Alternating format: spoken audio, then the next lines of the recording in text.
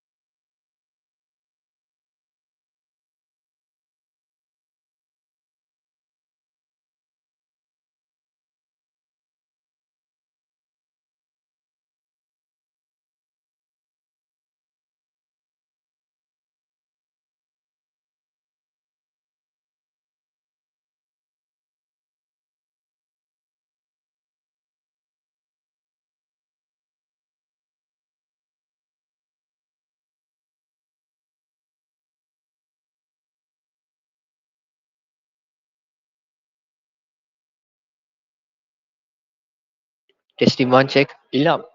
Ilham. Check. Testing one. You can hear, right?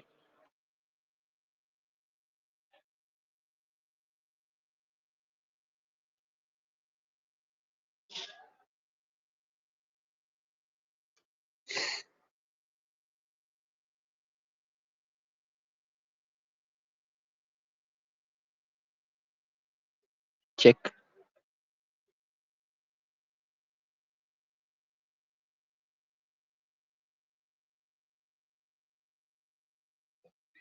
Test. Test one.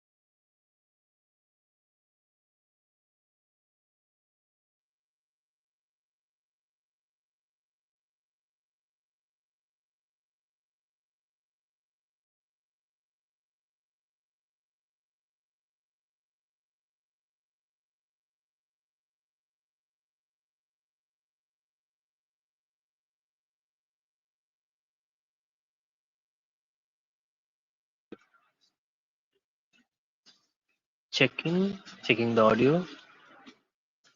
Connected.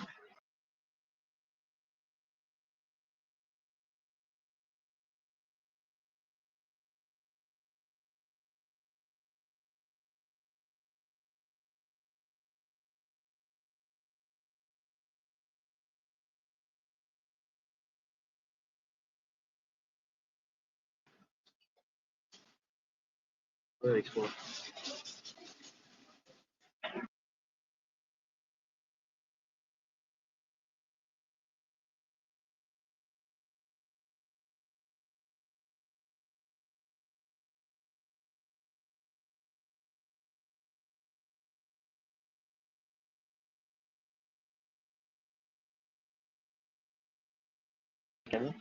Checking audio. Checking audio.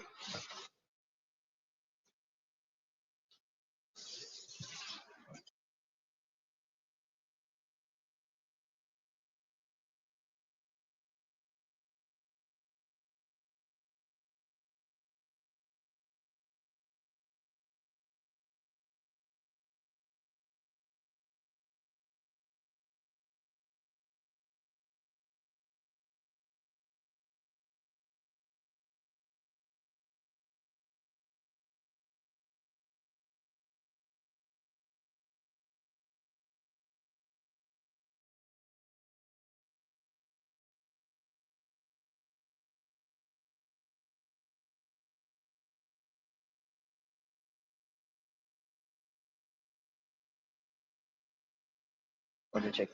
Checking audio. For the week of both the players must whistle Audio. over. The one of the players does not Check whistle one. Audio check will be one. found, please. Thank you.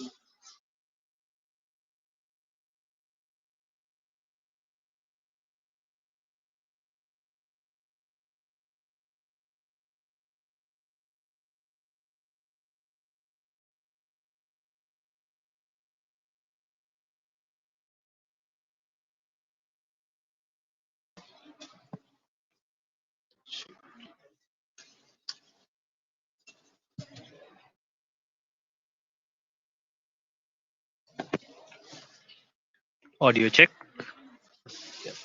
Um, Welcome everyone to the live streaming of our World Youth Scrabble Championship 2024. We are currently in game number 20, where the match has started between Manaal of Pakistan and Samuel of the UK. We are currently on turn number 4, where Samuel has a very good rack. Oh, sorry. Before we get into the game, we ought to set the stage. My name is Ramit Sirivardhanan and I will be a co-host for today. I am joined by Imet De Silva, our other co-host. Imet, I hope you are doing well today. Hi, Ramin. Thank you very much for that introduction. Yes, I think the game stage is well set for an exciting end for the whole Youth Scrabble Championship. Like you said, we are currently at game number 20 with 4 more rounds to go, and things are looking very tight at the top, especially with players from Pakistan occupying the top places. And in this game, we have Manal Asher from Pakistan and Samuel Crispin from UK, who is currently competing in board number 3. Both have shown good promise throughout the entire tournament, and can hope to see a good game up ahead. I think the very first move, Samuel had actually played a pony, so he had a very good tile rack to start things off with, and I think he has already formed to play Outlets. What are your thoughts about this tile rack, Ramit? Yeah, I totally agree. This is a very good rack, and Samuel seemed to have had gone for the double double in the beginning, perhaps trying to make the word out helps.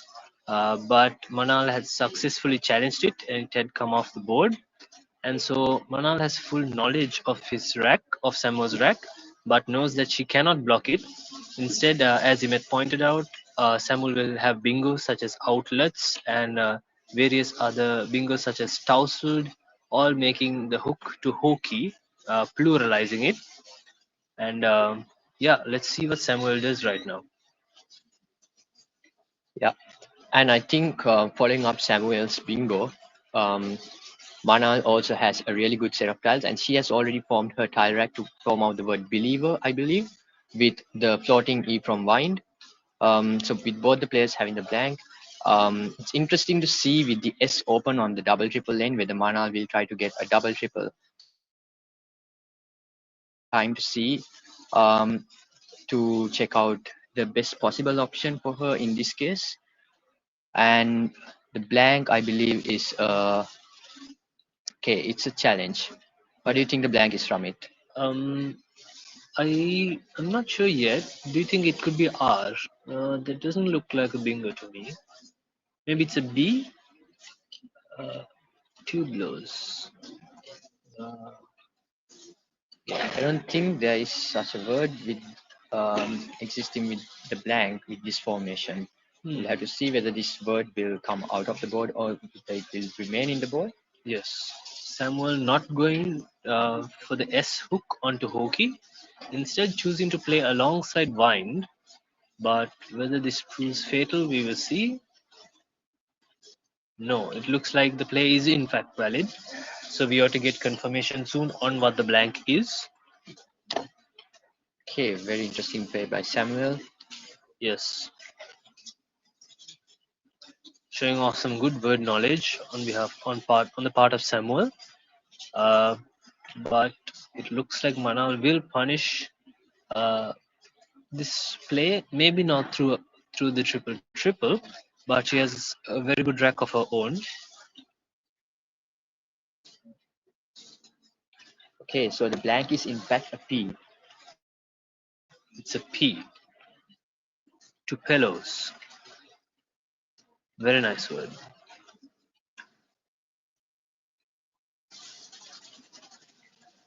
Seems to be a kind of tree.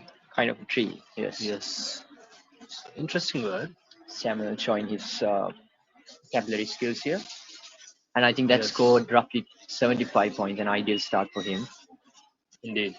Interesting to see. I don't think we can see the remaining tiles of Manal. It's Yes. kind of blocked by and C2 is IR blank B and a V, if I'm not mistaken. Hmm. Do you think she can get something here, maybe on the triple lane with the floating S? Hmm. With the B and the V already, it looks unlikely for there to be a bingo through the S, or even less likely starting with the S. So it remains to be seen, but it's very likely that she has bingos, as you pointed out, believer, I believe. She had Believer formed out with the floating E from Wine. Right. That was blocked off when Samuel played his bingo.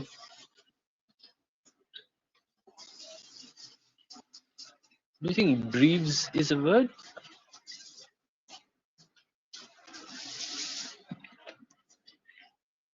No, it appears not. Yes, it's not a word. Interesting to see whether she has something with the O or the S.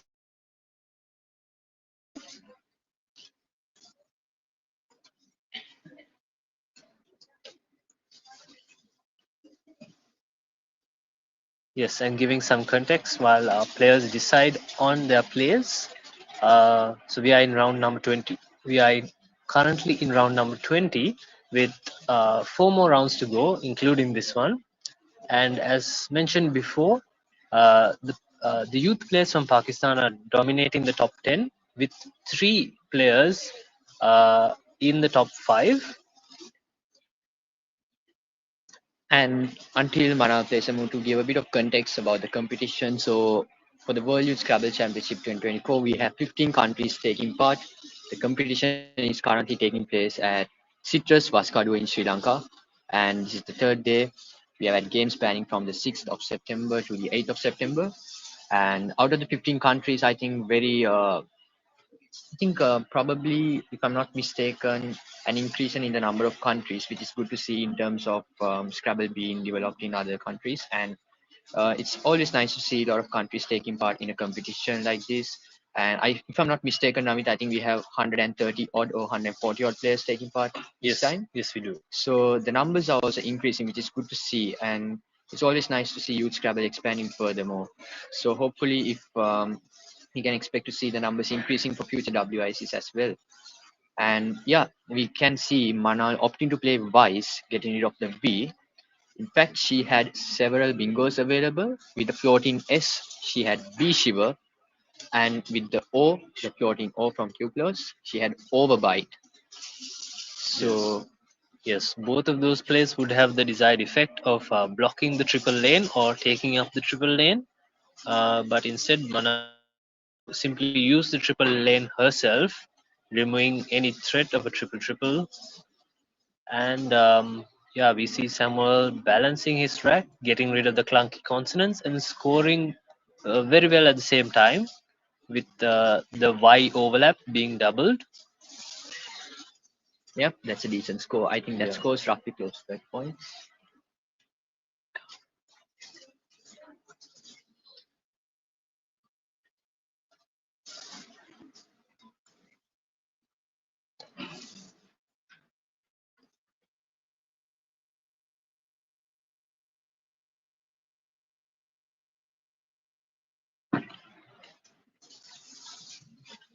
So Samuel, I think, reaches three figures. Manal currently on 69 points. Unfortunately, even though she got rid of the V, she was left with a good rack lead.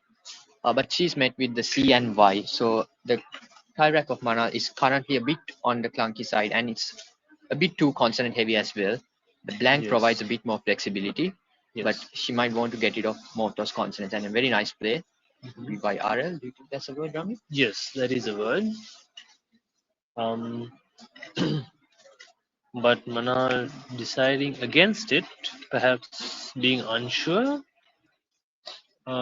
or feeling, yes, instead going for the play of,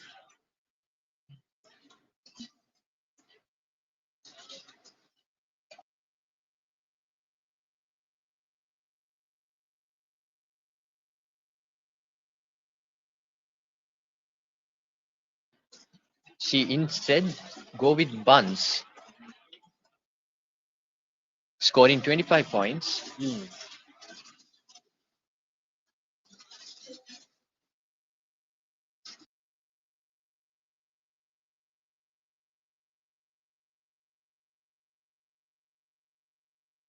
yeah, and I told him, okay.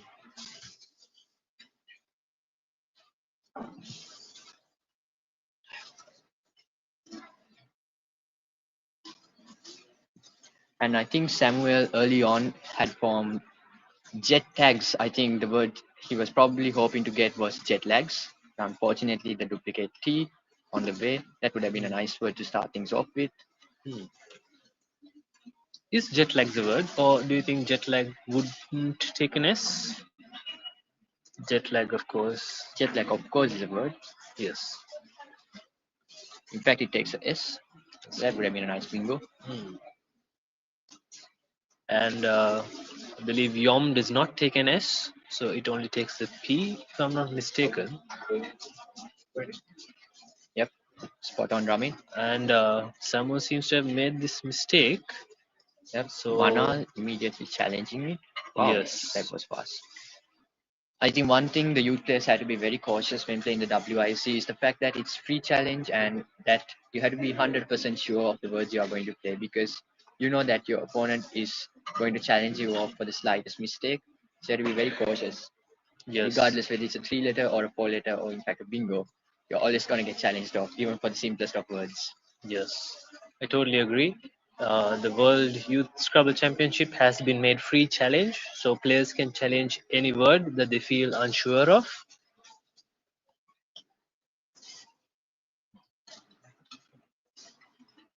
And we see the play coming off the board for Samuel, Good losing. challenge by Manal. Yep. Indeed. So Samuel losing his turn. He's certainly not out of the game yet, but Manal pruning her rack, and it should be in bingo territory very soon, if not already.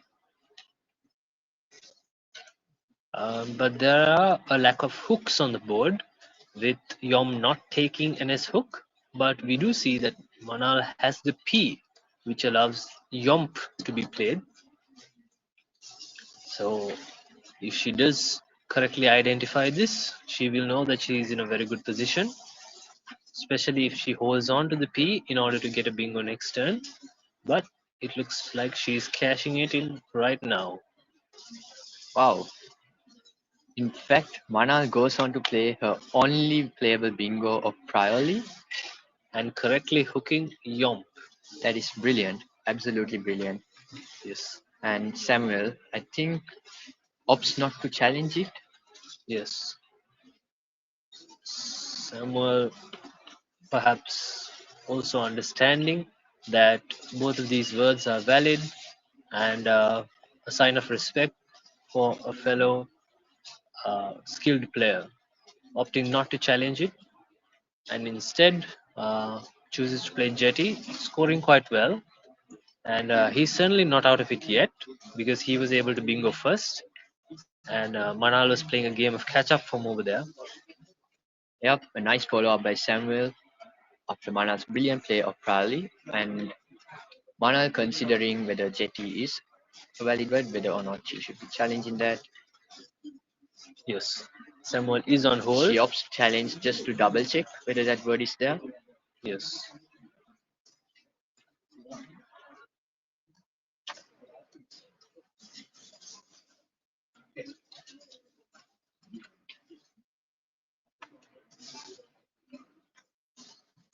yeah.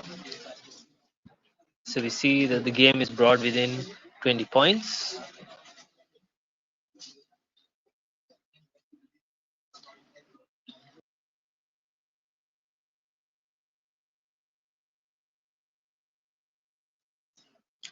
Yes, even though jetty is quite a common word, players can get quite fatigued throughout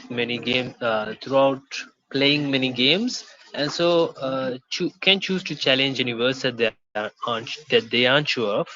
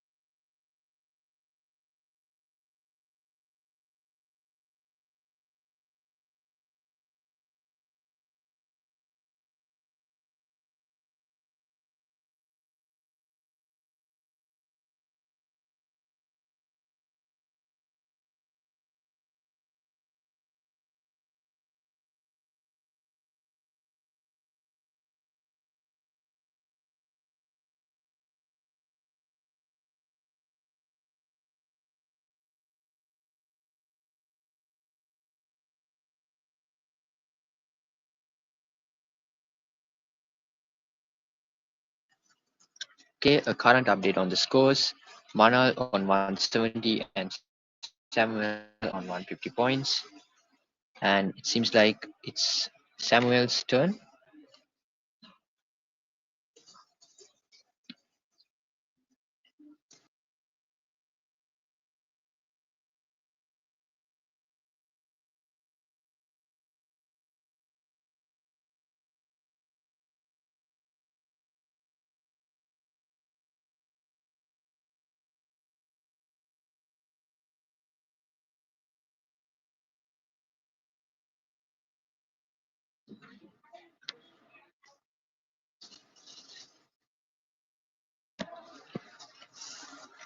In Samuel opted to play just the OU, dumping off a few vowels.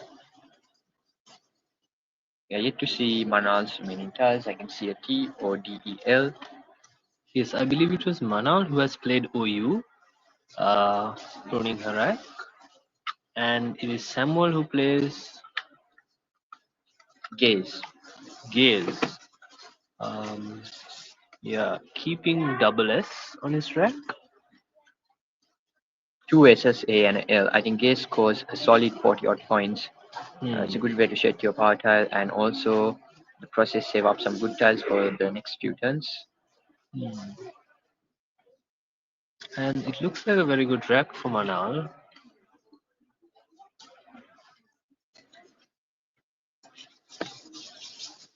Yes, it looks like Tornado is coming down immediately. This would be the only playable bingo, unless there is a bingo through the R.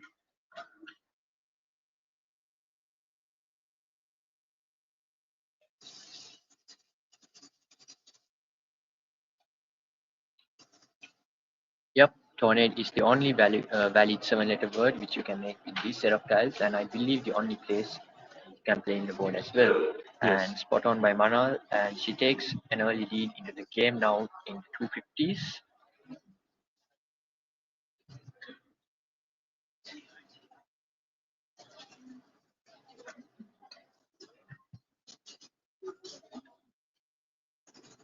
Samuel on a tricky position, having to deal with the letter Q.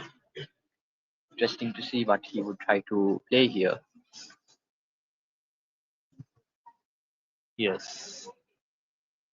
The QA, one of the, yeah, Q, the worst tile in the game. And on this board, it doesn't look like he's going to get any help from the other words as well. QAT is playable in multiple places, but they do not score. They score next to nothing. So it'll be interesting to see what Samuel does. Yeah, we see him. Right? Instead of blocking the triple lane, um, He opts to keep the triple lane open. Um, yes, what are uh, your thoughts about that, Ramin? yes, it's certainly a gamble, but being down, that might be the correct move to make. Of course, some players would say that the game is still not out of reach, so perhaps removing the biggest threat that Mana could have is the way to go about it.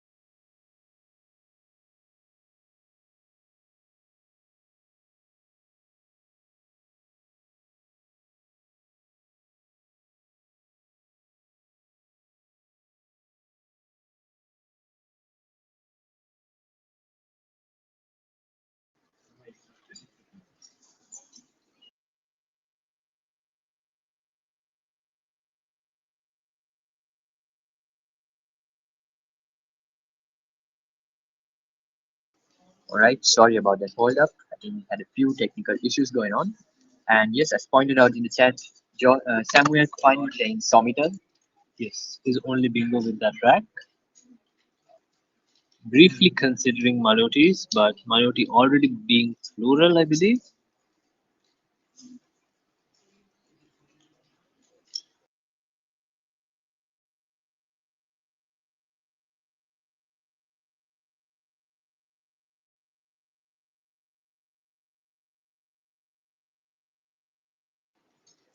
The scores currently stand 296 to 310 in favor of Samuel, who just followed up with the bingo of Somitel. Yes. As Josh Soka pointing out in the chat, Manaal set up her X with the play of Guava, dumping the G, U, V in the process and setting up the X. So a fantastic play from her. And yeah, the board doesn't look too bad. It's not blocked. So we have yet to see the rest of Mana's rack.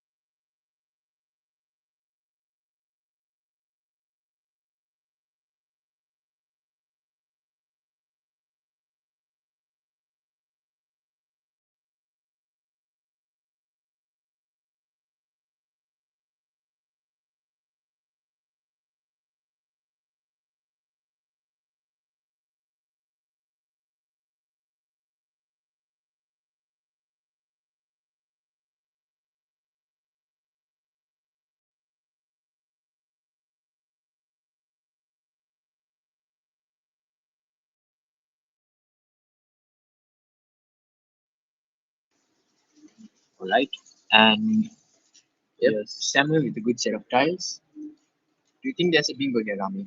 yes. It looks like for sale is a very tempting option, but it does not fit on this board. Um, because the L is not in a position to be the last tile of an 8-letter word, and players having sufficient time on their hands. So we are yet to see what Samuel will do. The game is of course neck and neck right now, and Samuel doesn't know this, but Manal's rack isn't the greatest. So it will be interesting to see what he chooses to do. Will he simply cash in the F? Okay, that's interesting. This looks like an opening move by Samuel. It's a very interesting option and challenge by Manaal. Yes. Uh, I think the reason Samuel opted to open up is maybe based on the fact that he's left with good tiles. Yes. He left very good tiles. But I After think something like foil would have been good in the sense like so Mitchell does not take an S. So perhaps someone knowing this needs to make his S more valuable on the board.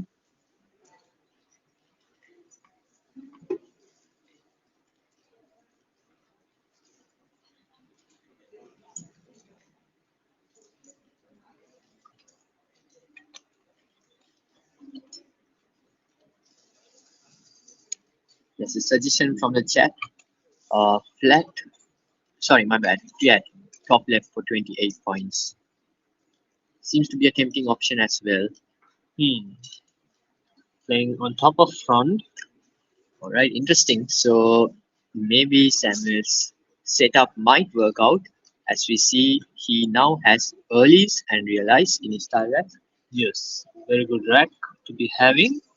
And yeah, we have an interesting game on our hands. I don't think, I think Mana probably realizes. I mean, with Looking at the unseen tiles from her perspective, she will probably see that there are a lot of good tiles remaining in the tile bag, and her first focus will be set upon blocking the opening Samuel made. But I don't see with the tiles she had a like a place where she can just block out that place, because in the process she might open up additional bingo lanes. What do you think, Ramit? Yes, I agree. Perhaps play like Vig next to the O Philo, but that would open a pretty easy lane with OWE. Um, yeah, it doesn't look.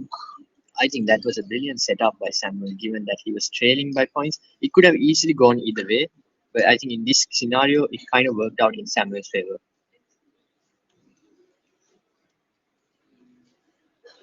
If you look at the remaining tiles, in terms of vowels and consonants, they're both balanced.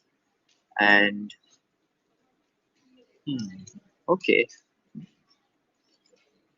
he opts to play go, choosing to score points and hoping to block in the process as well. I think that was a really good play, because if you look at the remaining tiles, the A, C, H, I, L, those kind of letters, and even the R as well aren't fit there.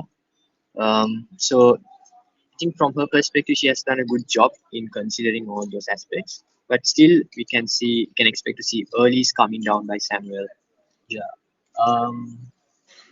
Tove in the chat pointing out that Manaal could have played Gap, perhaps PO not taking as many hooks, and that Yeah, could be a great play. But yeah, I totally agree. Yes. yeah, great point. And Josh Sokol pointing out that Go would have been a better play. I think, yeah, that would have added Yes, two more points to the score. and the D is a much more flexible tile than the P, and yeah, just look at Manal's rack now. Um, Samuel on 399 and Manaal sitting on 364. What a comeback by Samuel. T-Bean. Do you think that is a word, Ramit? I do not think so, and Erickson Smith is known for being a troll, I believe. So Ericsson does have a point. I think Manal 456. There are 8 tiles remaining unseen to her, so that means there's only one tile left in the tile bag. Trailing by 35 points, Manal needs to come up with an in-game scenario here. She has 7 minutes to play here with, and I think Manal has shown promise, like especially spotting out the word priorly, which I think is not easy yeah, for a youth player to spot. I think that was very impressive. indeed. With 7 minutes on the clock, I'm pretty sure she might come up with some plan here. Interesting to see how this all unfolds.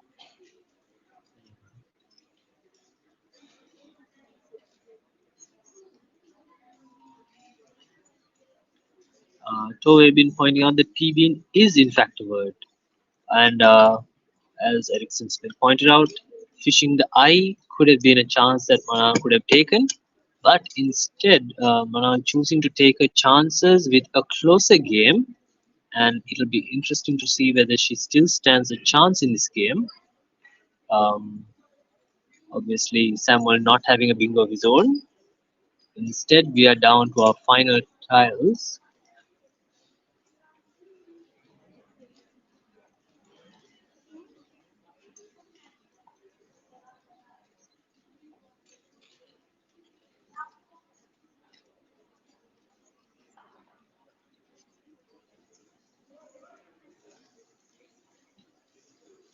Seem to have missed out one Manal played. I think she appeared at the top Yes. for that would have been 25 points.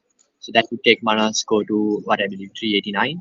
So Samuel has 10-point lead at this point, and yeah, safe to say it's Sam's game to lose at this point. I think this Yes. should be a pretty comfortable win. I won't exactly word it comfortable, but he has a way like sequence to go out in 2 turns in multiple places, so that should be more than enough to secure the game at this point.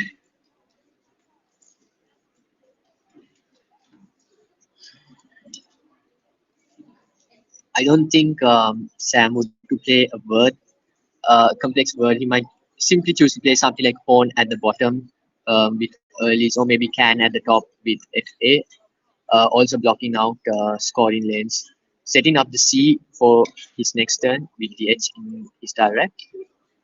Actually, I think this Manaal has 4 tiles or 5 tiles from it. It looks to be 5 tiles on her rack. Alright, okay, the last tile we can't see in the frame. My bad. Yeah, so Manaal can't go out here.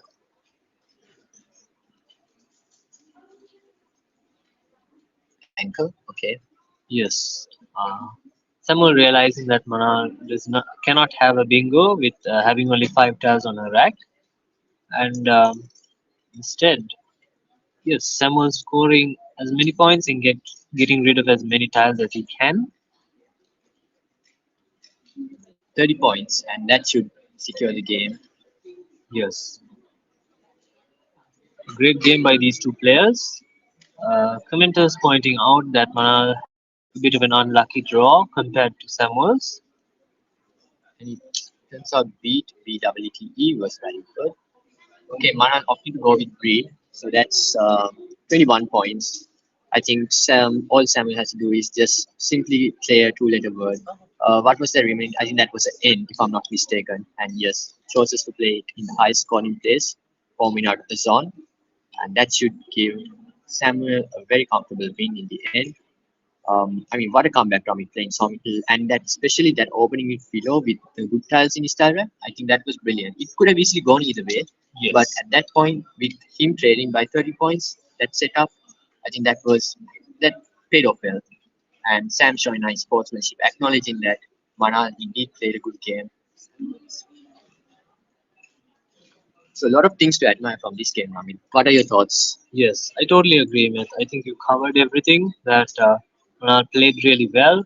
And Samuel, of course, no slouch either, with some really nice bingos like Tupelos, a type of tree, and then correctly finding Somital instead of fording with perhaps a word like Malotes, which is not a word. And yeah, 3 bingos for Samuel.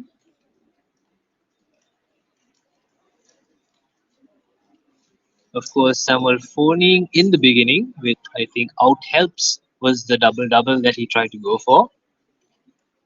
But yeah, Samuel securing the win, and this is a test stream for us, and so we're glad to have made it through to the end of this game. We of course had audio issues. Yes, Um, Ramit, indeed, we did have audio issues. I think, if I'm not mistaken, the World Youth Championship is being live streamed for the first time. So, yep, very happy it worked out finally. I think we had a couple of days struggle to get the audios going around, right? Isn't that indeed, right? indeed we did, and we are very glad that we were able to get some of the games on the final day, which is of course when the competition is at its highest. We would also we would also like to thank the commenters for all their support and their comments. Yeah, just to give more context about our tournament. So it appears Pakistan is in the lead with several players being in the top 10, and this is currently board number 3, which we are spectating. It is two Pakistani players at board 1, as they are number 1 and 2 respectively, and yeah, the players squaring off their tiles. We will not be able to get audio of what they are saying. It is only Samuel at the board as well. Yeah, we'll be hoping for more great games on the stream, and there will be the next round should be able to start in about 15 minutes, I believe. Yeah, Amit. roughly 15 to 20 minutes. So the final score stands 446 and 410 in favor of Samuel. Very good game, and I think we'll be back in 20 minutes. Thanks for everyone to hanging on in the chat. I think you guys made it very interesting. So I think Rami will be back in 20 minutes time. So hang on with us, and we have just 4 more games to go. So things are going to be very spicy at the top. So yeah, I think the link for the standings is also shared in the chat as well. It's also available in our website www.wyc2024.lk. You can get all the information you need about the website, about the standings, and the updates through that website. So, yeah, stay tuned and hope to see you soon.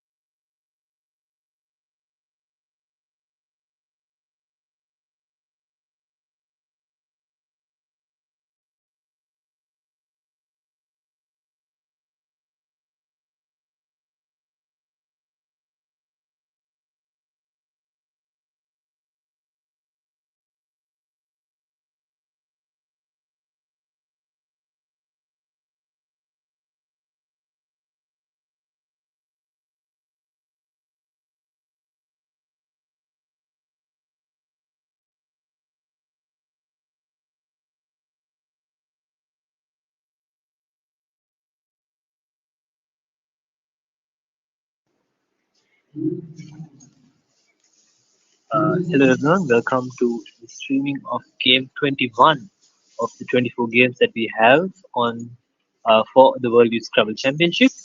And Game 21 is already underway. We are currently featuring board number 8 between Sufian from Nigeria and Monis of Saudi Arabia. Uh, yes, this is in order to feature some this is in order to feature players from lesser known Scrabble playing countries. Nigeria, of course, being one of the top Scrabble playing countries, but with a very small contingent for this World Youth Scrabble Championship. It should also be noted that Monis is a former Pakistani player who has moved to Saudi Arabia and is the sole representative of Saudi Arabia. So yeah, we hope to have an interesting game on our hands. I am of course joined by my co-host Imet De Silva. Uh, Imet, what do you think of the game so far? Yep. So Sufian from Nigeria and Monis Khan from Saudi Arabia. We already have gone past 2-3 moves.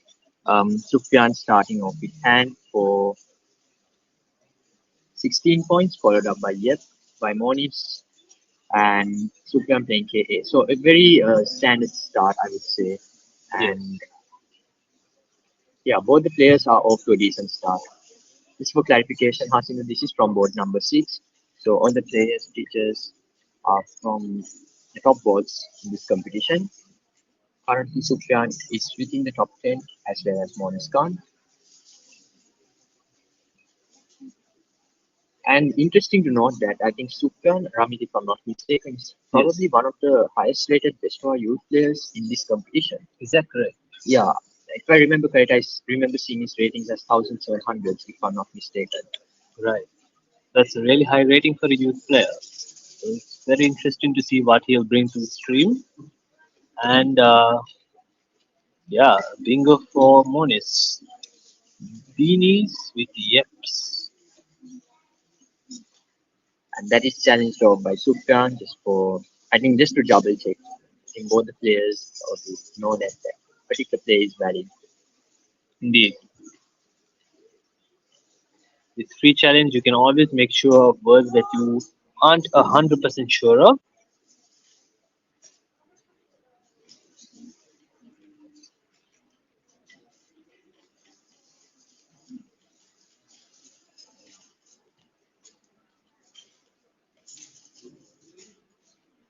Okay, and the players are back, and Vinny's course appears to be a valid word. So Monis Khan onto an early start, 95 points in his first 3 turns.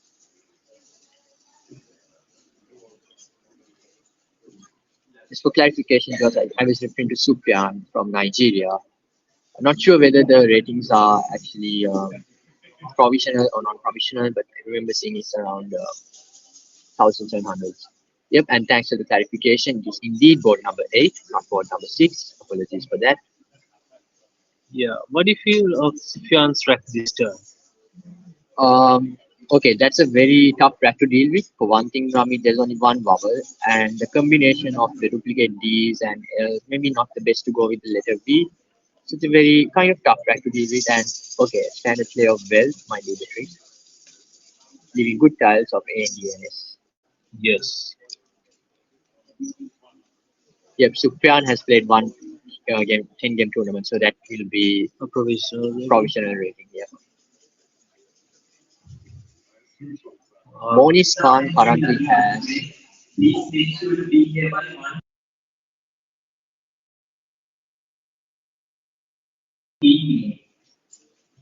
right. So Monis Khan has FITTINE in his tile rack.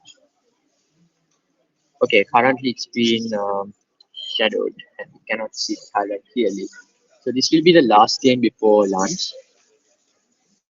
And all right, Monis hooks weld with another T and sheds the duplicate T. Scores off decently and off to a good start, furthermore extending his lead. yeah. It's building on that lead after his bingo of beanies. But the game is not lost to Sufyan. He holds an S and some pretty good tiles. Although the board does look a bit exhausted with its current formation, any does not take any hooks, uh, which is rather ironic. Um, are there any hooks in? Are there any front hooks to hand?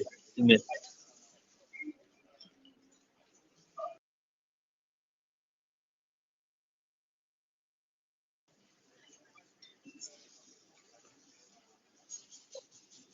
We have a suggestion of Hajj, which is playable for Sufyan, and indeed it could be the option that Sufyan opts for. Uh, Hajj, of course, would open the board, taking hooks like the eye. It should be a very interesting play, and certainly it looks like his best play right now.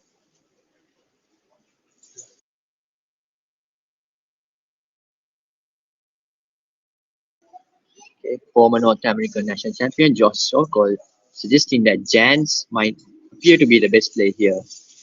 I think that's the positioning probably on B6 if I'm not mistaken.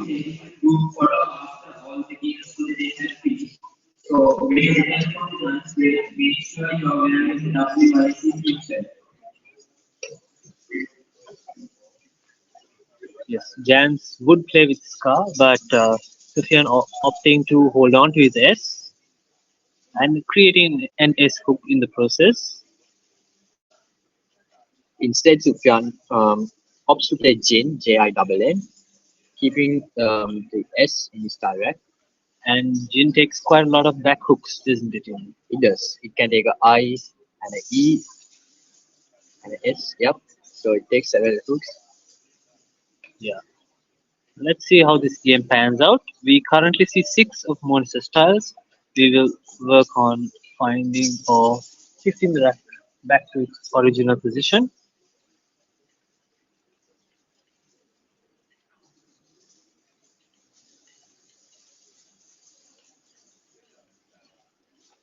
Yeah, the board does look a bit exhausted at the top right quadrant.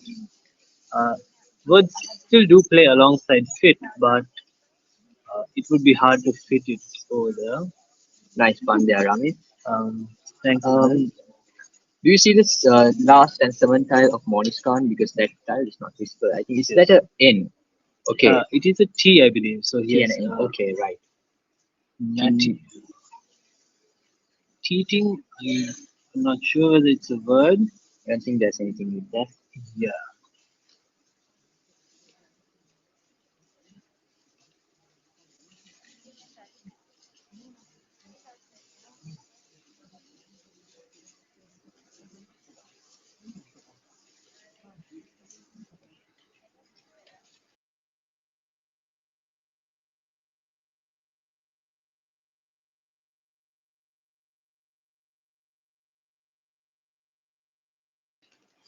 Alright, Sufian, sorry, my bad.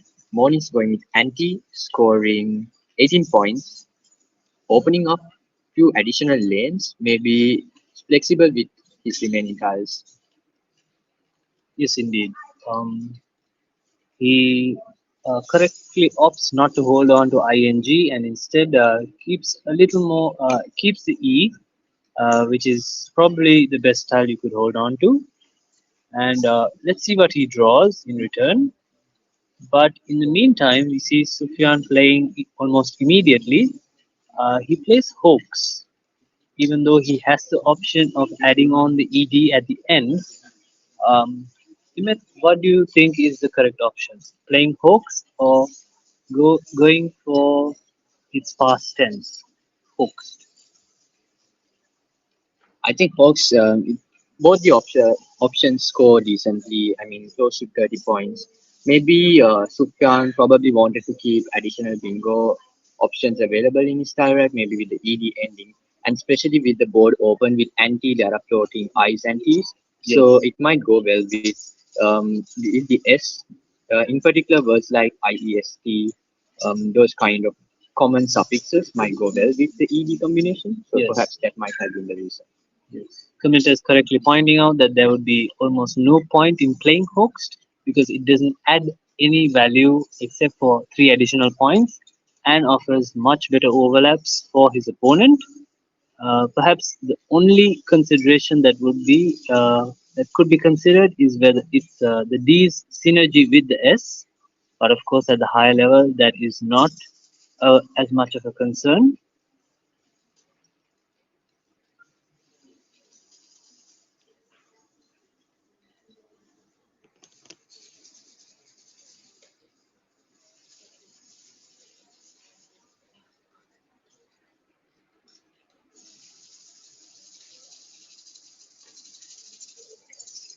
We might expect to see Webin join us in our commentary, hopefully, maybe halfway through this game or in the next game. So, looking forward to that, having him on the stream. Indeed, it would be a treat to have such a good player on our stream.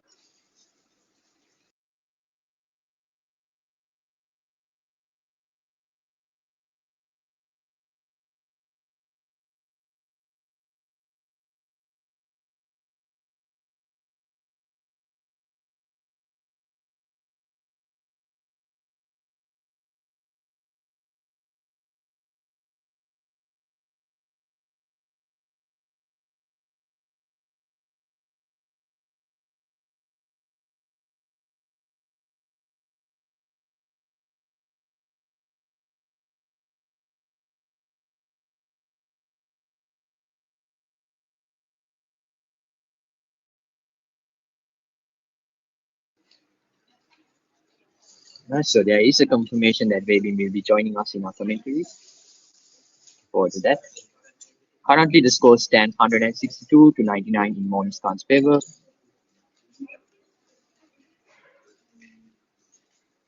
And Sufian opting to play several Gambit. Yes, it appears to be DEG on the side DG. of Yep. Hooks,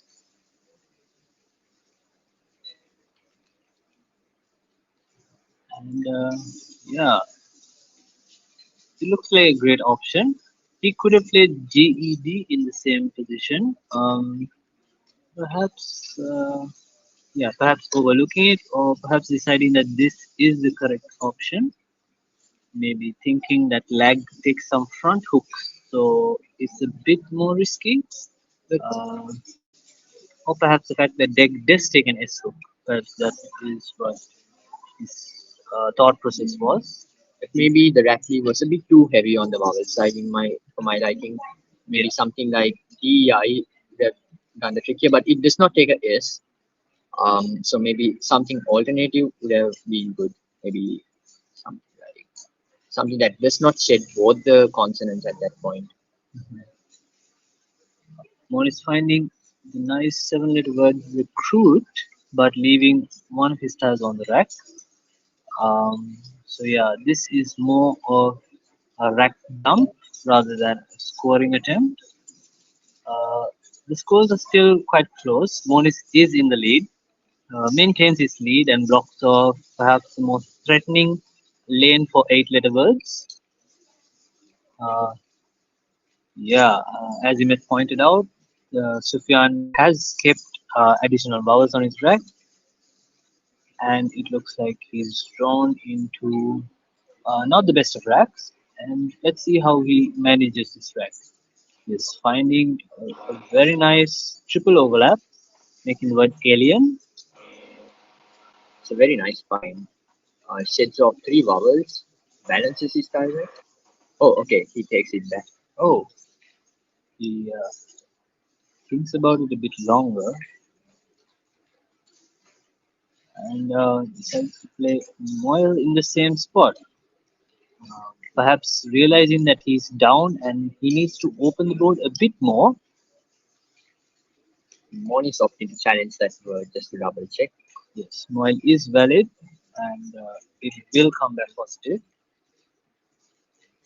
Sufyan with a very nice combination of AES in his direct. I think that was actually a good play. Very nice play. Keeps the S in his direct to hook up with deck for the next turn. So currently that should take Sufyan's score to 150 odd, with Moni still on the lead at 172 points. Yes. And let's see what Monis has drawn into. There's a question asked in the chat whether there's a way to see the results. Yes, you can check out our official website www.wsc2024.lk, where we will be publishing round by round results and standings and other information. So please feel free to check out our website for more info.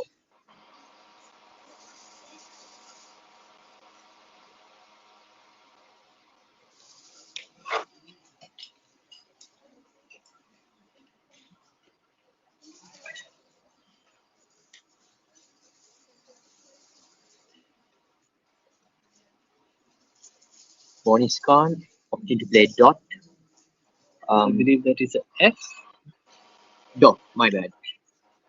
There's a certain risk involved with opening up the triple lane to that double letter score. What do you think, Ramit? Yes. With the right tiles in hand, that could be a very dangerous spot that Monis has opened up.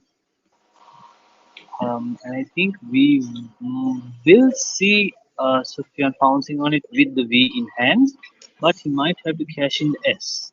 And he does play his S, however, not in a risky position. Instead, playing Vas instead of V's, that is spelled VEES. VEES would be a big mistake. This position being much better. I think that should score close to 50 points, Ramit. What do you think? Yeah, I believe it does. See, one short of a 50. 49 points.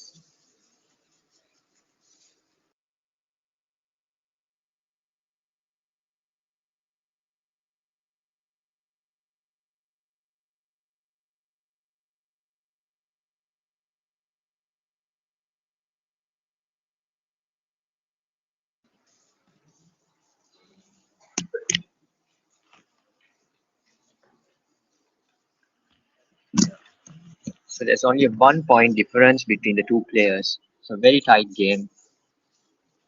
Yeah, And yeah, if you take a look at Sufyan's style rack, it's very terrible. I mean, he got the blank, but also he got five vowels to go with.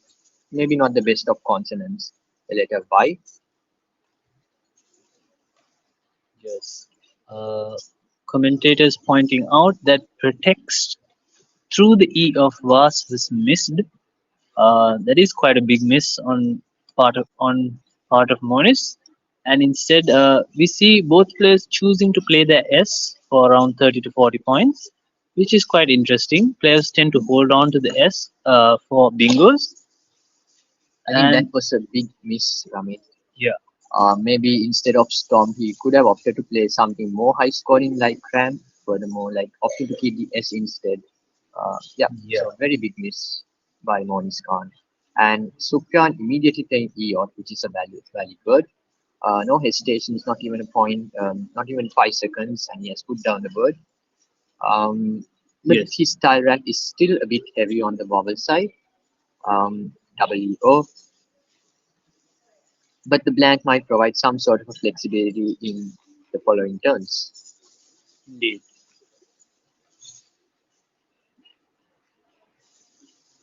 And the chat pointing out that Monis drawing Uwu, UWU, spotted by us as well. Thank you, Josh. And yeah, why not play that word? What do you yeah, think, Ramesh? Yeah, yeah. Why not? maybe Um, Vespa should consider making that a word. There was a new official list that was released, if I'm not mistaken, yes, 2024. there was a list release that to be valid on the 1st of January 2025. I, of course, have not taken a look yet, but I hope that Uwu would be on the list. I think there were words like FAV and FAM, Yes, FAV there and FAM, more like Gen Z words that were added to the dictionary. So we might actually kind of protest to add words like Ubu and Riz into the dictionary. You never know. I mean, to be honest, I mean, I don't know who makes this dictionary, but if anyone in the chat can provide a bit more of like information on how this dictionary updates go, that would be very insightful. Yes, but let's not go rogue too much, and instead keeping on the topic, the board seems to be getting more closed off. The scores still are pretty level. Monis keeping his lead, and he seems to have arranged cuttish on his rack. That does not look like a valid word, but it does have a place to play. Of course, we must acknowledge the scar hook is still open, but it requires the S to be the sixth letter, and yeah, there aren't that many front hooks to any. And yeah, we see Monis instead just blocking off the board even more, playing cut, taking away the lane hooking for words hooking the S. Sufian is certainly not out of the game yet. Go taking multiple front hooks such as A and the E. What do you think of Sufyan's rack even? I think perhaps the only bingo I can spot is Rosiere, Rosiere. And it does play. Where does it play around? Oh, right, it does play with ego. Yes. So perhaps that's one place where where Sufyan can spot the bingo. If he can play that, that would be very nice. I mean, he would have still trailing by 40 odd points. That would put him to 300. So Rosiere is probably his best option in this case. Yes. We see some decorated scribblers in our comments pointing out that Monis had missed the bingo of chutist. Certainly an interesting word. Two bad misses by Monis Khan. Firstly, following up with Storm. And okay, we see that Sufyan misses out his bingo. Perhaps deciding that this is not the time to bingo, or he needs a better bingo than Rosier because it does not even hit the double letter square. What do you think, Kunal?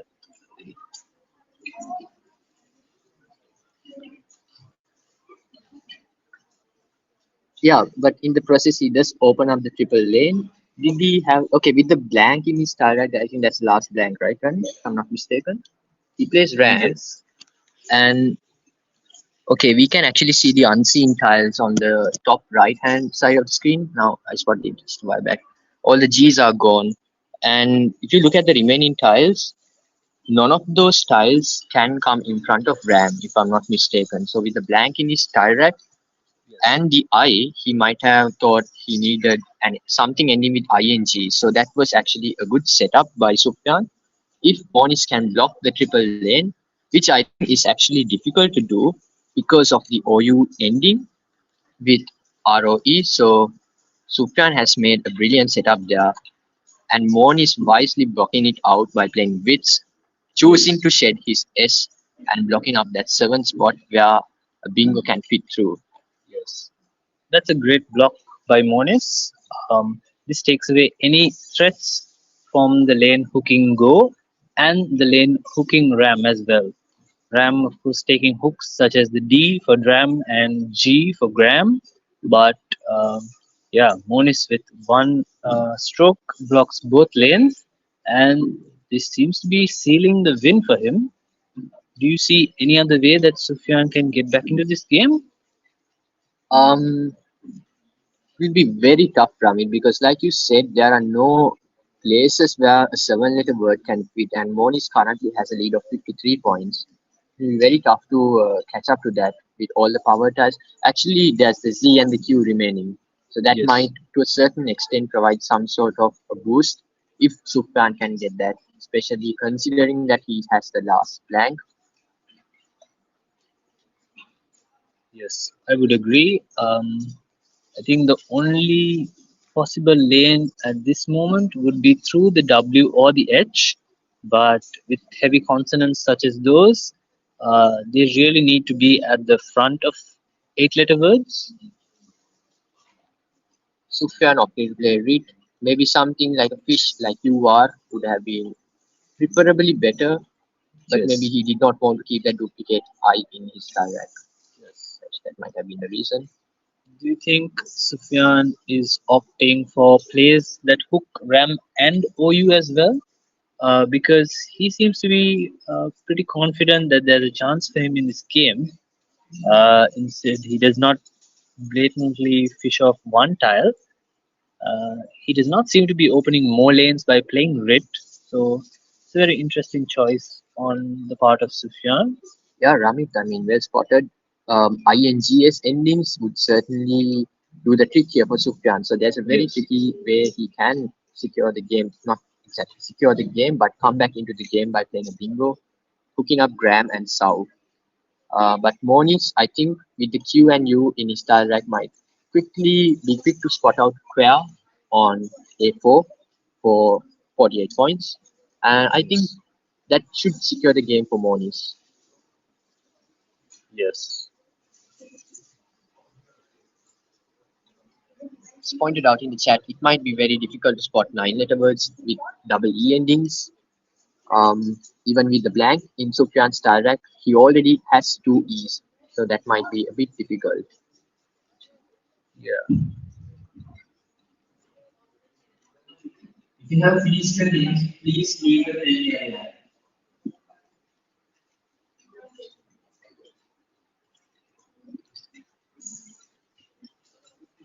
While we wait for our players to make their decisions, a bit more about the storyline to this year's WYSC. So last year, Sri Lanka actually got top three places at the World Youth Scrabble Championship 2023, and so they were probably the favorites coming into this year's tournament. However, at the end of day two, we saw an immense turnaround from last year's events as players from Pakistan dominated the top 10 with almost six players being in the top 10, which is close to a record. And as of right now, there are three or four players in the top five.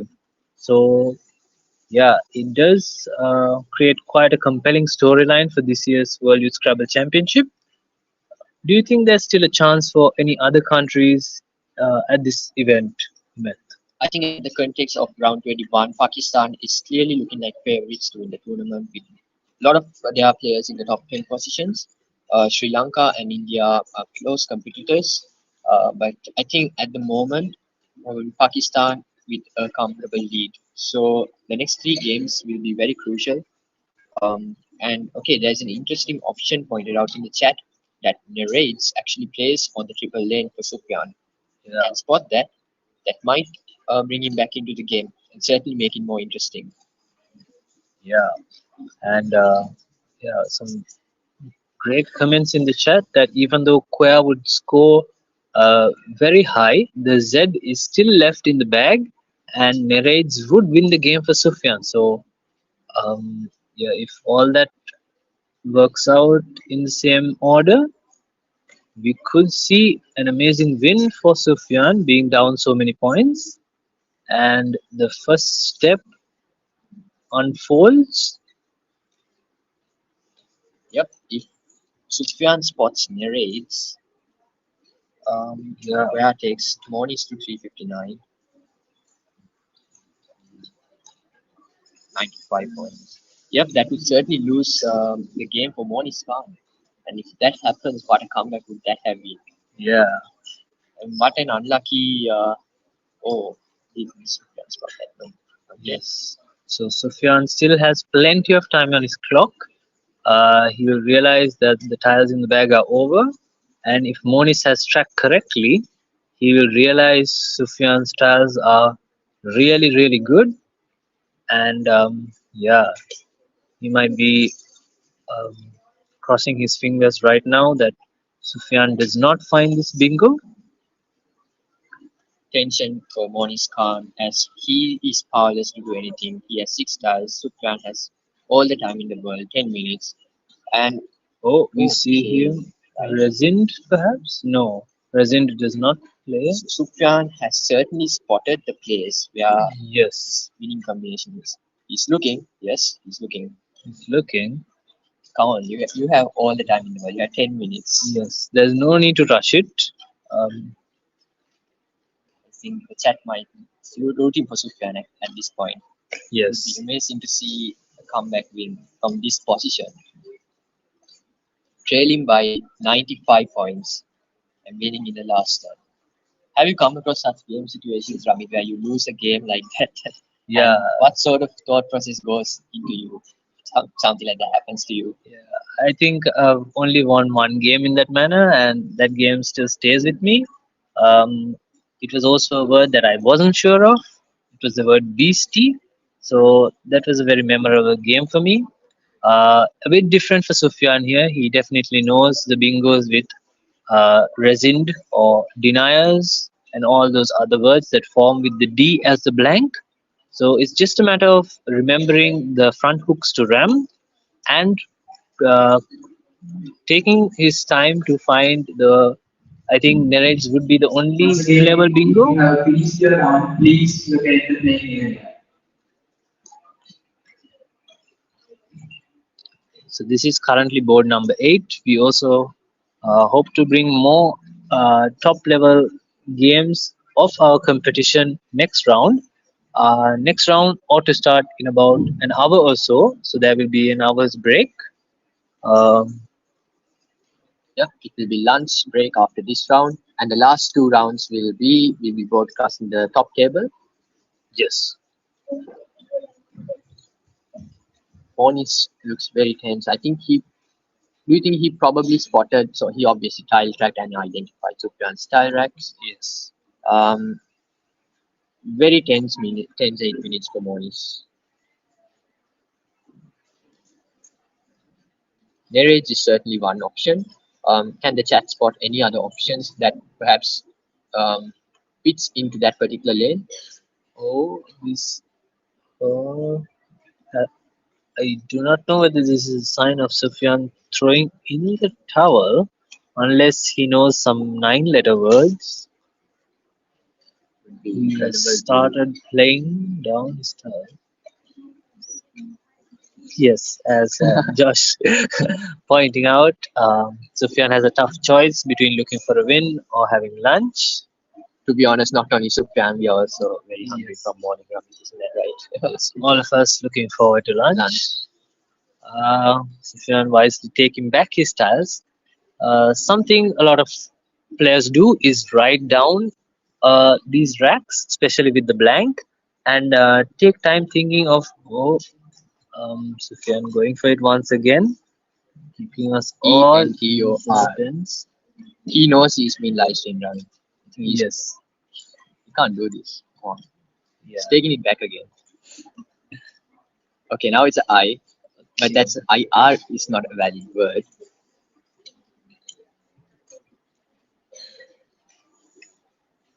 Okay. Um, yeah, it's difficult to say whether he's throwing in the towel or whether he's actually looking for a nine-letter word through the TO. It would be a big miss if he does not know the front hooks to ram. It's perhaps possible he did not spot the dram hook Yeah. because he was considering that particular spot. Okay. This looks like Siren Nines. no. Come It on. looks like he's throwing in the towel. No, Oh, Sufyan, take it back. Come on. take it back. You have 5 minutes more. 6 minutes old. Lunch can wait. Come on. Okay. Okay. Yeah. If you do not know the dram hook, this is a very difficult board to play on. And toilers. People suggesting entoilers. I do not believe that's a word. Yeah, perhaps He definitely he knows. knows narrates. I mean, he knows it's being live streamed. This is his moment. So he's probably playing with Monis at this point. This is something I might actually do. I mean, to when you possibly like spot your winning move, it's very nice to see your opponent's reaction and how tense they look. Yeah. He's playing. What is Oh that? my gosh. Insane. Take it back, Sufyan. No, no. What is he doing, right? Yes. Someone called the TD. So the TD is in fact Mr. Ashok. Yes. Mr. Ashok Bandakar A from very nice India. person. A great Yes. personality. We are very glad to have him. And Did someone turn off the AC? yes, it appears someone did. Just Receive. That would certainly be an interesting play. Not Still valid, even of update. They course. switched off the AC for the lunch break. It's gonna come back in an hour. Oh, he might be going. Sufyan shifting back to his original position of Yeah. Entoy. We are yet to see what he is about to play. Monis might be saying to himself at this point, just end it already. In my pain, in my suffering. Come on, Sufyan, just play Okay. something.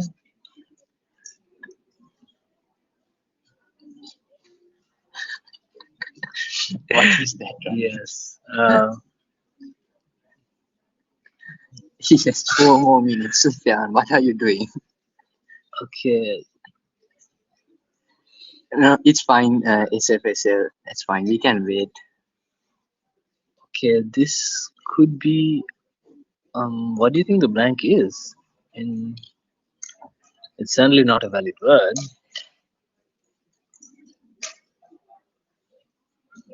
Okay. There's just one win for Sufyan at this point. He needs to find it. Um, yeah. Should await confirmation on what that blank is. And you can see Monis just looking very tired at this point, Yes. yawning and stretching out his hands. Like, bro, just play a word. It's just a game. That kind of reaction. Some great comments from Josh and Hasindu that for maximum hype to play narrates with 1 second left, that would certainly be a blast to leave for the lunch break. But Actually, Ramit, if he goes overtime, even if he plays oh, narrates, would that be it does look like in toilers the he's counting? Okay. potential 9 letter word is being considered right now, and yeah, he is too fixated on that part of the board, or perhaps he simply has given up on any front hooks to ram. And yeah, He didn't press the clock yet, though. didn't press the clock. There's still hope for him, but at this point, Oh, right. Okay. This is keeping us in suspense. Do you know if Ventoinus is valid, Ramit? I do not know. If it appears to be a valid word, would it still be in the game? Yes, it certainly will. It's only will.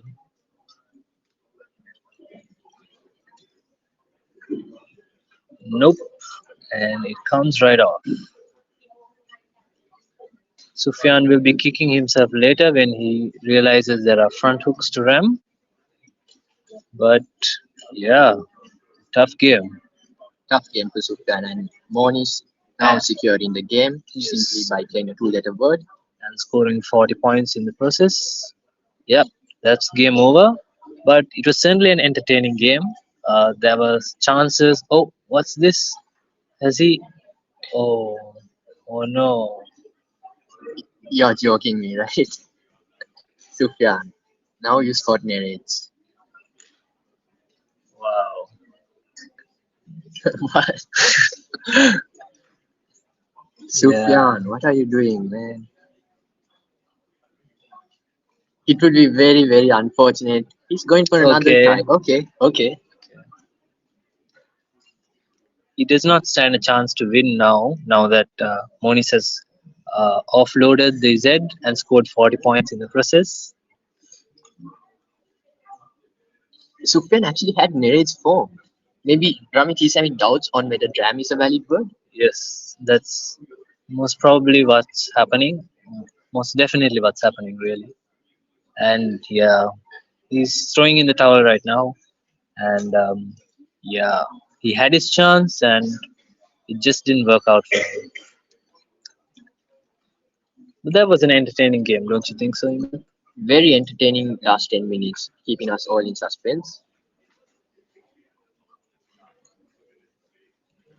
So I think it'll be a bit more the formalities till the players wind up. But yeah, these players know more than enough words to be able to play off these tiles. Although there are not that many places left on the board, do you think either of these players could be stuck with their tiles? Not in Sufyan's case, he has the Yes. blank I think he can easily finish off here.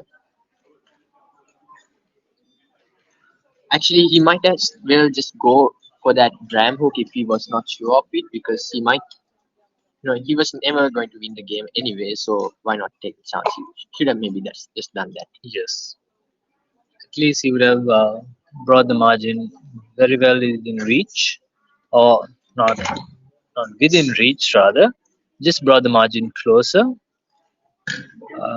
Yeah, just some formalities. Sufian plays out, and the players handshake. Yeah, That's the end of game 21. yes. Scrabble can be an unfair game, but in this instance, Sufyan had his chances and he couldn't capitalize on it. It does happen, and we hope that the players will learn from it. This is the end of game 21, and we will be finishing off the last three games of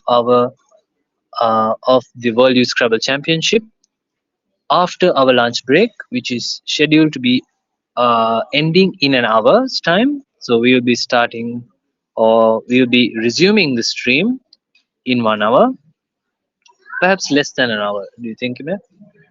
Yep. I think the organizing team announced that lunch will be starting at one. Lunch break will finish at 1:15. So maybe in half an hour's time we'll be restarting the live stream, and hope to see all of you joining back with us.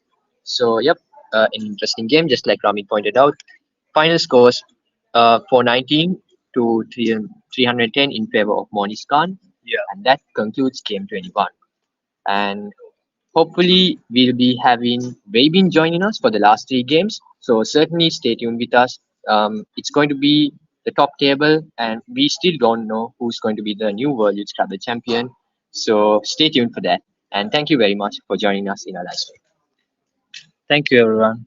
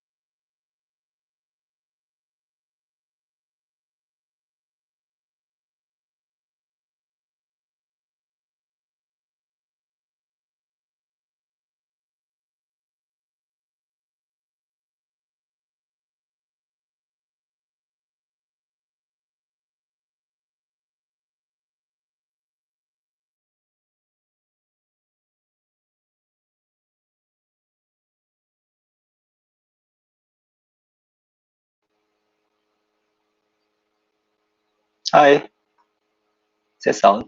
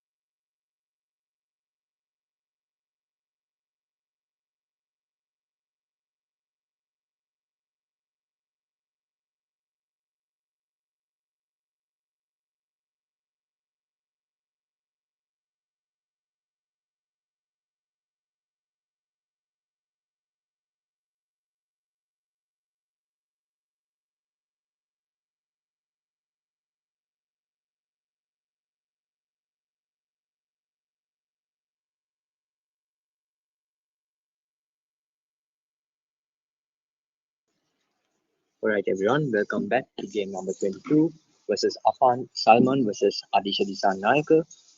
Currently, the context of the game, Affan Salman is on an 18-win streak and is currently leading the tournament by a huge gap.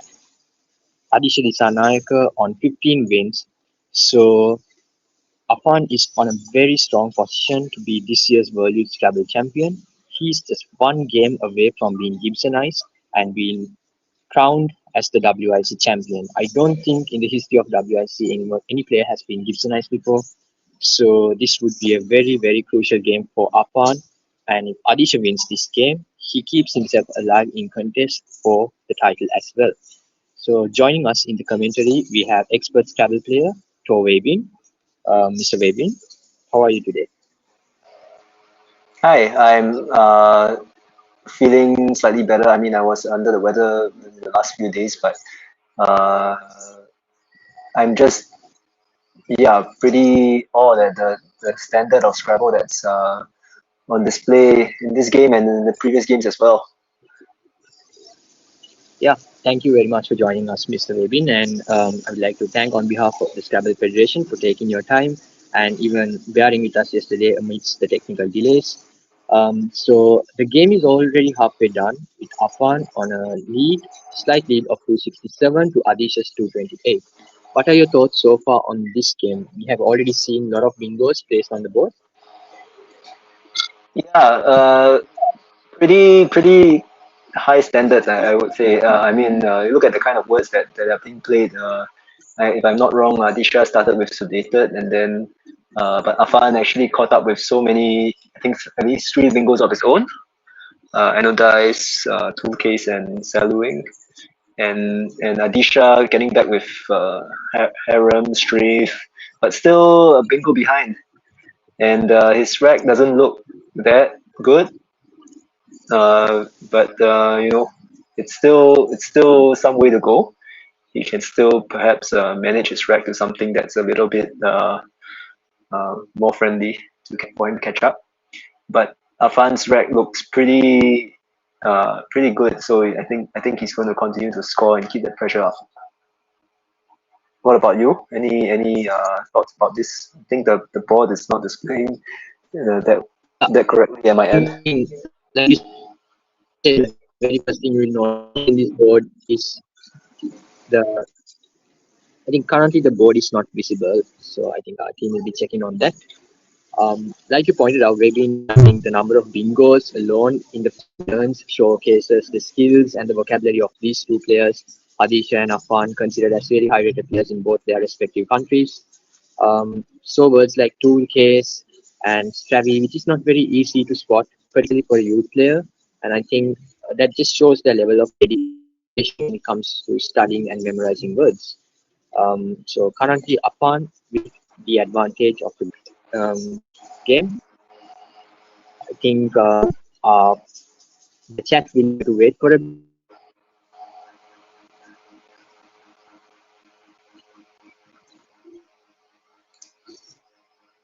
Yeah, we're seeing a green screen at the moment. What are your thoughts The network is dropping a little bit, so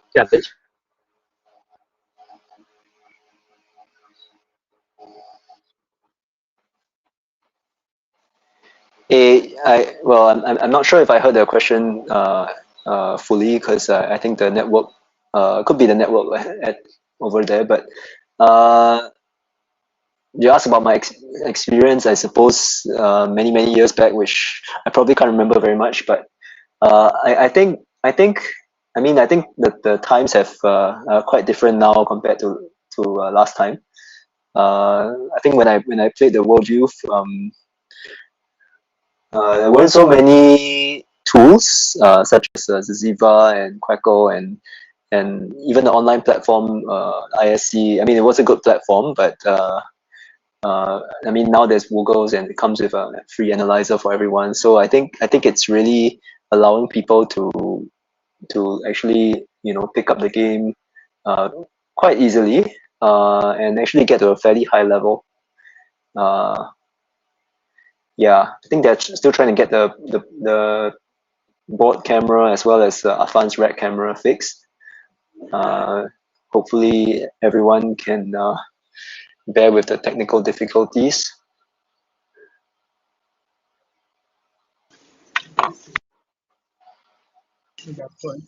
Yeah, I think our team is having a few difficulties with the streaming, and we'll be shifting straight away onto Crackle until the cam angles of the board and Afan Style get sorted. So, yep, I think Crackle will be up in a minute. So, we'll be able to analyze the game live on Crackle until our team sorts out the live stream difficulties. Please bear with us for these technical difficulties. I think Crackle might provide much more of a better context, wouldn't you say, Mr. Webin? Because all the words and all, you can see the remaining tiles very comfortably as well. Sure, yeah. Yeah, I believe, I mean, Quackle is as I mentioned just now, I think Quackle is quite a potent analysis tool. Can do simulations of the future moves and actually kind of predict the future sometimes. So I think it has really advanced the standard of play quite significantly, and I mean glad that we have this tool available for our use now.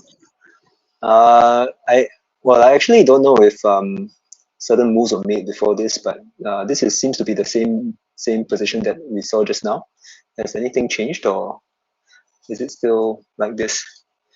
I know he had a queue. Yeah, Adheesha had the cue from his last turn as well, and I think he did not get their turn. Still taking his time to think of the best play here. Maybe not the best of tile racks to deal with. The queue generally doesn't go well together with any other tile unless the U is there to make it more flexible. And maybe the other tiles are not very supportive as well, being a bit too heavy on the consonant side. What do you think are the options for Adheesha here, Ravin?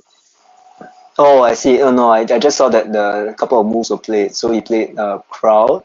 So I think crowd. I didn't see the full rack there, but I think he already had the queue when he played crowd, and I think the idea behind that is to try and get rid of as many letters that are uh, not Q. I mean, if you can't get rid of Q well, then you just try to get rid of the other letters, right? So you turn over a lot of tiles. Hopefully, you get something that plays through the U. But now it seems like he has not been able to draw something, and as a result, he has to exchange. I think that's a pretty good choice. I mean, he probably has to take like 2 or 3 turns to get rid of that mess. So I think exchanging is actually worth it, and he really needs to pull something that gives him a good score to come back. Yeah, Webin, I would totally agree with you there. I mean, with the tiles Adheesha had, there was pretty much nothing he could have done at that point. So exchanging is probably the best way to go about things. So currently Adheesha has a deficit of 57 points. And what do you think about the geometry of the board? Is it very favorable for bingos? Do you think Adheesha stands a chance with the tiles that are left in the tile bag, which unfortunately we do not get to see at the moment? But just your thoughts about the geometry. Like, how do you think a bingo can fit here? What are Adheesha's tactics? Yeah, unfortunately, I can't fully see the tiles remaining, but I think in terms of the lines, I mean, actually, one interesting thing is when Affan had the previous rack, he played KOAN, which I mean, it could have been KOAP, which is also a word. I was actually eyeing KOAP to Ubayati, but he decided to play KOAN beside crowd. That I mean that's actually must have been intentional because I think he's trying to restrict that crowd opening which Adheesha quite boldly opened. Even though he was holding the queue, he wants to keep that area under control. Of course, it's still possible to get good score around the top right corner of the board, but I think it's slightly less likely. So I think that was what Affan was doing in that move. I seem to have. I mean, not if I'm not able to see Afan's rack, I think it's also hard to see what exactly he's doing. But But I think generally when he has this kind of lead, he wants to kind of manage and restrict the board as much as he can. And Adheesha, he's not he's actually about the bingo behind, but it's possible if he gets several big scores, he can actually catch up. So I think his priority is really to try to score and set himself up for big scores, because there are actually places on the board where you can get pretty good score. I'm not sure who was the one who played Japer, but Japer would have scored maybe 40 something points. Dixit also as well. So I think those are the kind of plays that Adheesha really wants to land. Yeah, I think Japer came down from Affan and Adesha followed it up with Dixie. And we do get to see the remaining tiles now. On the top right hand of the screen, there are two blanks remaining. Interesting. So that might be very beneficial for Adesha if we can grab one of those tiles. And currently the scores stand 386 to Affan and 301 for Adesha. Adesha has 8 minutes in his clock and Affan remarkably has 20 minutes left. But Adesha is not out of the game yet. He just needs one bingo. And with the two tiles remaining in the blank, the two blanks remaining in the tile bag, he still can make some sort of an opening to come back into the game. So until our team can sort out Afan's tile rack, we will unfortunately have to stick on to Quackle. So once again, I apologize for the inconvenience caused to the chat. Our team will be able to get Afan's tile rack up in a few minutes.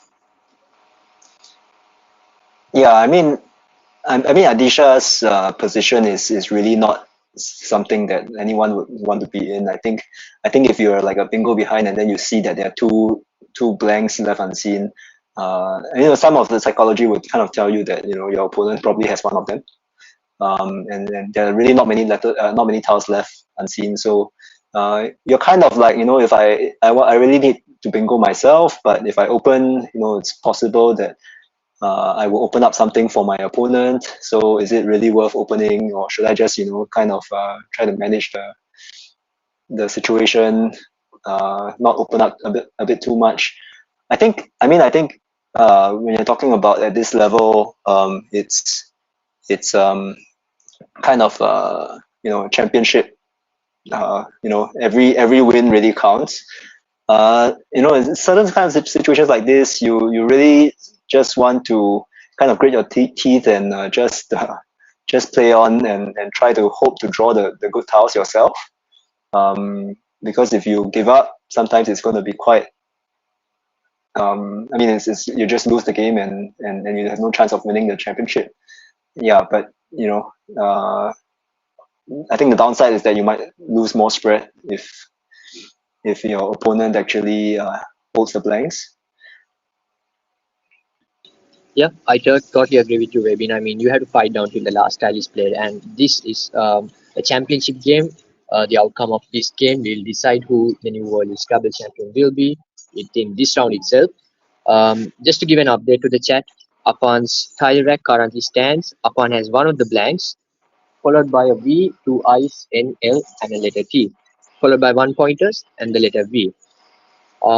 So like you said, Rabin, Adish is just one bingo away and still favoring Affan, but he can probably bounce back hopefully. And but right now, what Adisha probably needs to do is try to get rid of most of his consonants, provided that the bag contains a few of the vowels. And he did indeed play a word. We'll have to see until Crackle gets updated. Yeah, it seems like he has like Homager on his rack right now, something like that, which doesn't play, but there, I mean, through the T, I don't think there's anything that fits. Yeah, but I mean, it actually gives him interesting play to hooking at the H behind OKE. Actually a very high scoring place. That's if he indeed has the H. Can you see it? OKE can take a H hook, right? Yeah. Oh, right. Okay, that could be really high scoring if Adheesha can find a word there that maybe goes on to the triple lane like you suggested.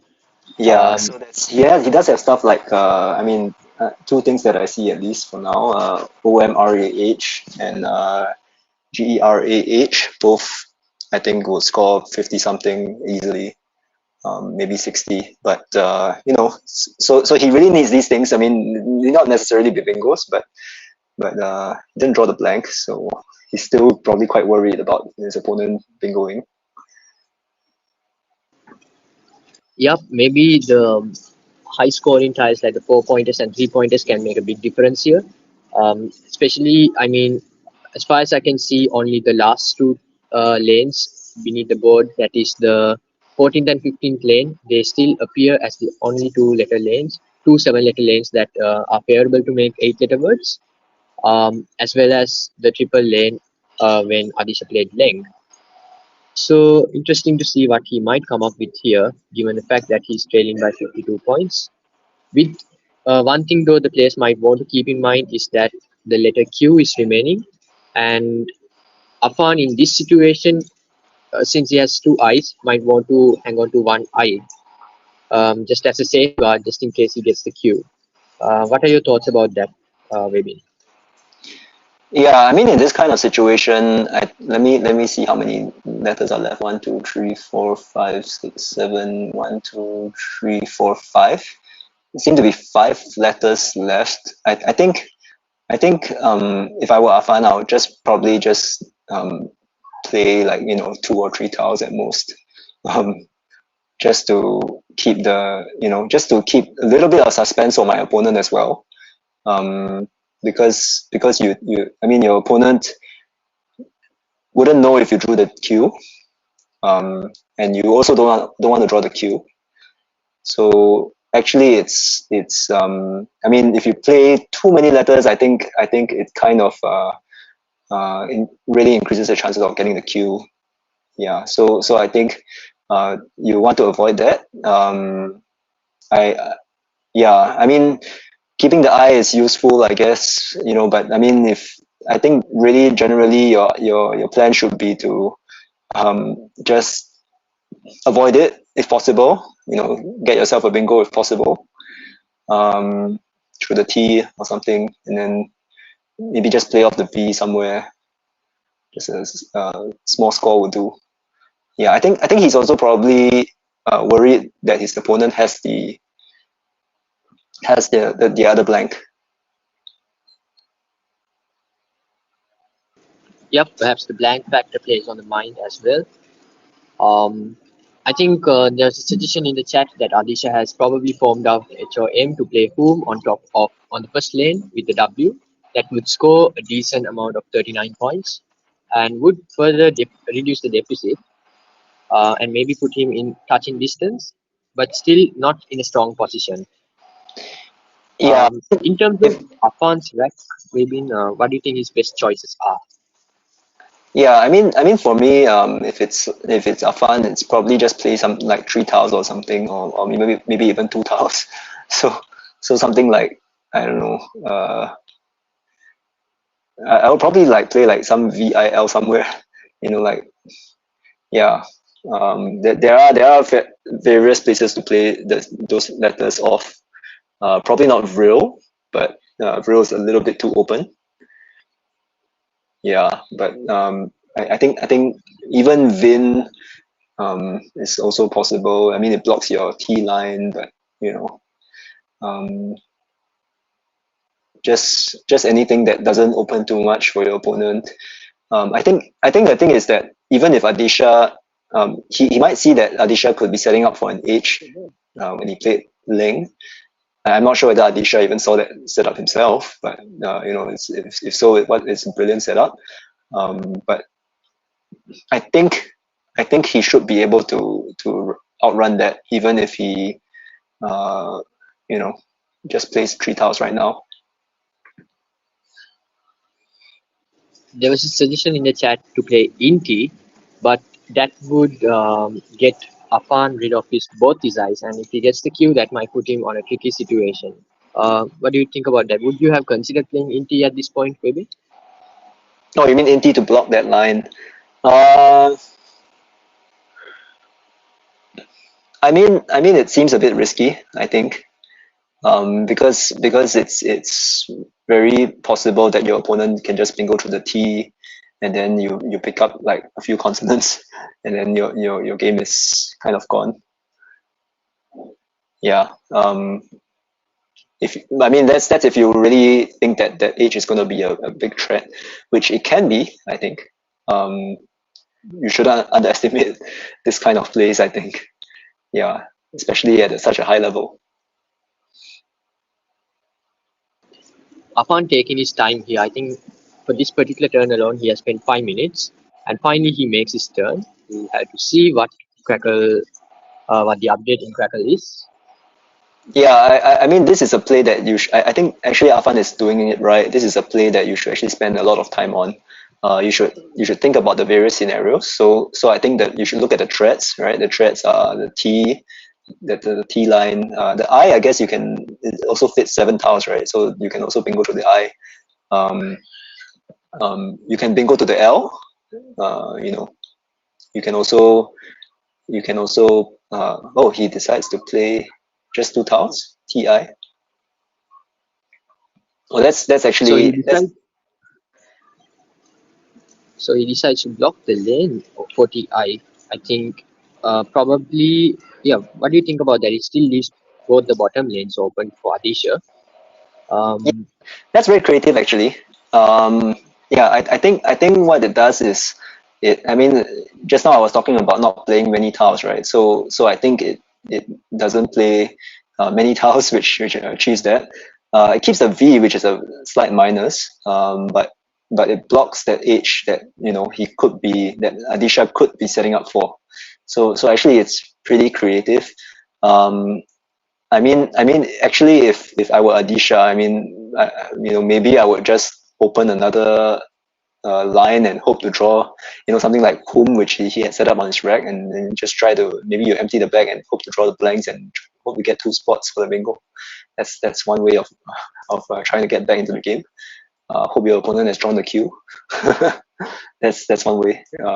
But yeah, I think TI is quite a creative play from my point of view. Yeah.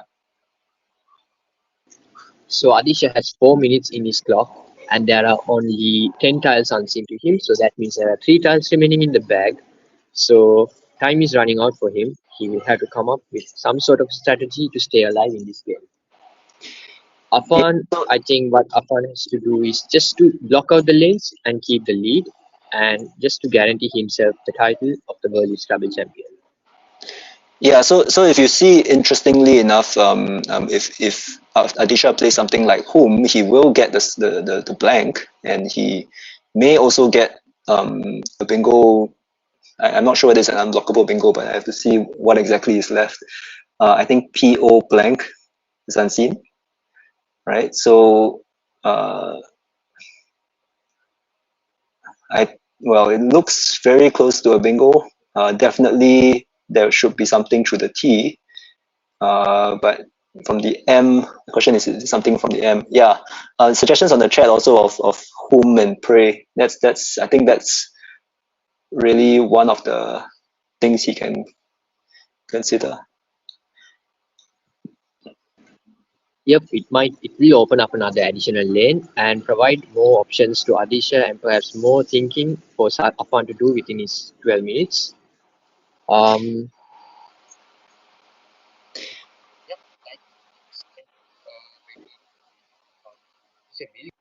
empties out the tile bag because currently Affan has the Q in his tile rack. So he has INLVQN and a blank. Um, since he has the blank, there are options for the Q, but this might provide a bit more thinking on the part of Affan. And Adisha is, I think, might run a bit low on time, so we have to make a quick call on this particular turn. Emptying out the tile bag means Affan will get to know what the remaining tiles Adisha has, and since he has the time advantage, he will be able to identify all possible sequences for Adisha. So we'll have to see what Adisha plays in this situation. Adheesha is certainly one of the best players in Sri Lanka. So interesting to see what he will come up with here. Whom certainly scores, I think, 36 points, if I'm not mistaken. That will take Adheesha to 370, only 20 points behind Affan. And that will actually make things very interesting. And with a 20-point deficit, maybe I don't think you need not even consider a bingo, because even not like if Adheesha gets the P and the V, there might still be high scoring options available, don't you think? Uh, yeah, I think home closes up the gap quite a bit. So, I mean, the other thing that I think that I was possibly thinking of was just playing two tiles. So it depends. It really depends on what. Uh, yeah, I mean, two tiles are actually possible option where actually it leaves one in the bag and leaves some suspense. And you might get the blank.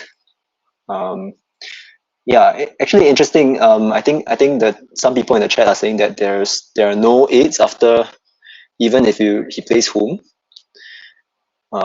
That's, well, I think there is at least one, but yeah, but not through the T. So he plays OH, which I also think is pretty. Yeah, I thought of that as well. It's actually um, sets up your M and forces Affan to think seriously about the block.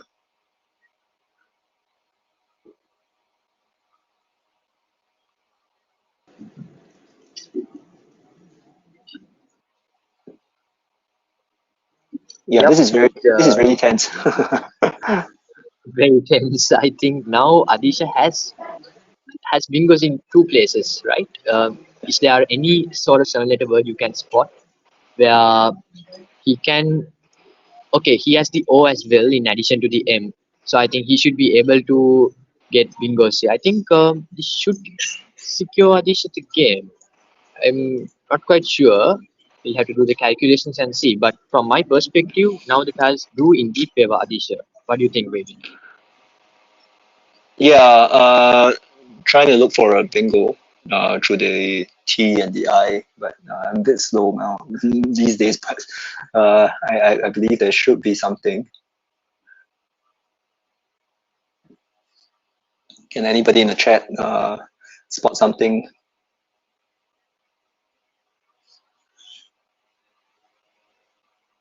I mean, there's definitely bingos through the hooking on to OH, which I believe Affan would probably block,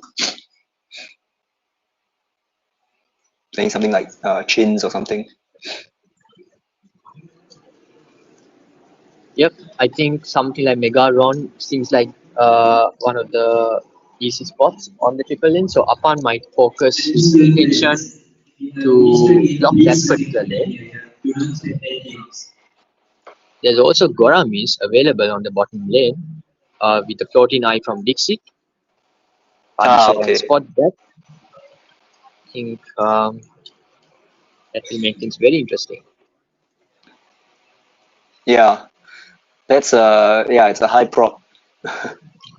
prop word that hopefully he can spot. But he's on low time, so has he spotted it or has he played it or? I think Affan has blocked with Queens, QINS. Uh, what So has happened here? has he played Goramis?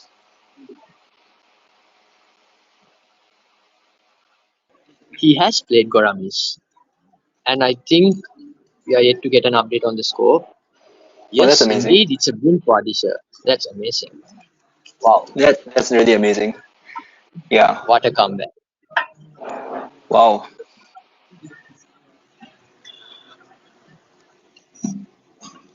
And I think both the players are going to challenge that word.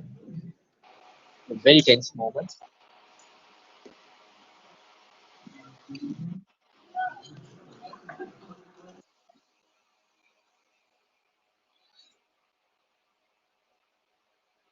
Yeah, what an intense game. Yep, and it's confirmed the final scores 424 for Adisha and 417 for Affan. I mean, OH, what a play that was. completely took Affan's focus to block that particular lane. And I think that particular opening paid off in the end. What an incredible win by Adheesha. And Affan is still in 18 wins, and now Adheesha jumps to 16 wins. So it's possible they might end up playing again. So things will be pretty tight towards the end. So the next two games will decide who the World Youth Scrabble champion is. So yep, things are getting pretty intense. What are your overall thoughts about the game, maybe? Yeah, this is quite an exciting one for me, I think, and I'm glad to have the chance to actually talk about it. It's one where you really I mean Afan really I think he cemented his lead pretty early. Yeah, but somehow when you play Scrabble, the board is when you play open boards like this, you just need to kind of uh, try to control everything. Uh, I think Afan tried his best. He played TI, which I think was quite a creative block of the OK hook. Um, but at the end he drew the Q, and I think that was part of the downfall. Um, yeah, it's hard to say where exactly he went wrong in this game, but I think both players really played excellently, and this is really the kind of very high standards that you see at the World Youth Championships these days. So yeah, it's amazing. These young people, and I think it's amazing to see what more we can expect from them. And I think if you just take a look at the chat, maybe, and you can see the comments, like just affirms how brilliant of a move that was. And if you furthermore look into the clock, Adisha had only 6 seconds left in his clock. So the time he took to spot that, and under the time pressure, that was one for the ages, I would say. And I can see a lot of comments in the chat going on, saying it's a Will Anderson worthy video. What do you think about that, Wavin?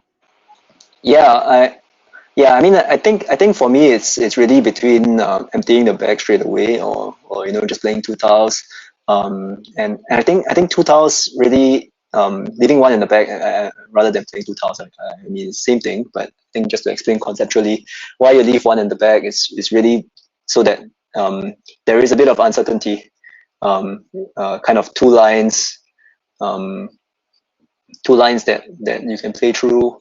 Um, Not sure whether your opponent will block the right one. In this case, Adheesha actually got a rack to play through both spots. So actually, pretty much unassailable win once he played OH. So I think that was a really great setup. Uh, I think I mean he might still have won if he played home, but it's also uh, because of the queue. But I think what he did OH really gutsy and really showing that he knows how to manage his probabilities. I think so. It's a great one. What about you? What Yeah, do you think about this game? yeah, spot on. I'm just waving while you were commenting. I was just counting the bingos. So there's Sudated, Stravi, Suluing, Anodisa, Toolcase, Goramis. So 6 bingos played, and I'll have to confirm with my team how many each from each player. Yeah, So what a game, and a very high uh, scoring game.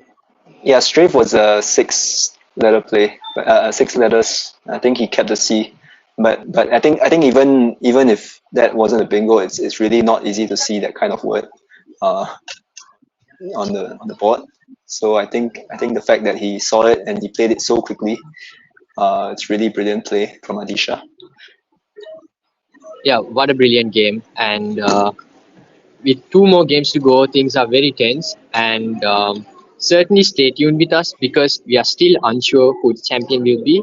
And we had 2 really close games between Affan and Adisha. Even the previous game between these 2 players, I think it came as close as a 13-point difference. And even in that game, Adisha went a bit overtime and lost 10 points. So both these players are very talented and certainly worth your time to watch these games. So certainly stay tuned with us, and Wavin will be joining us for the remaining 2 games as well. So thank you, Wavin, and we'll take a short break and be back in 15 to 20 minutes. Thanks, everyone. Chat, stay tuned. Thank you.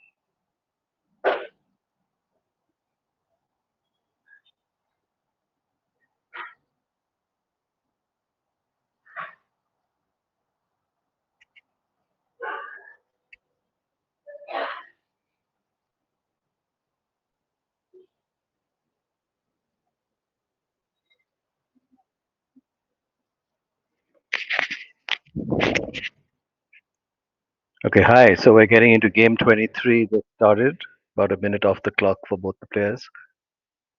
Critical game for Adheesha. He's trailing by two. He needs to win both 23-24 to pick up the trophy.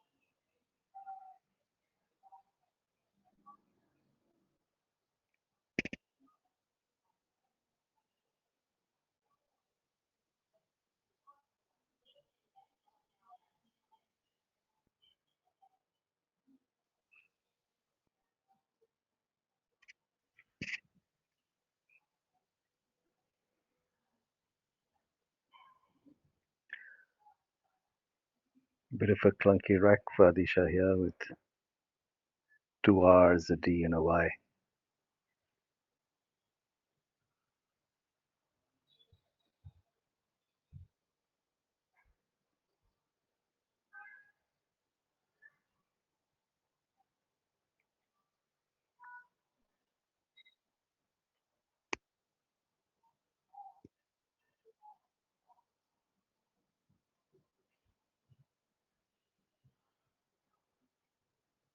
Oh, three R's in fact. The camera was not too clear. And it's a V, not a Y. Clunky becomes clunkier.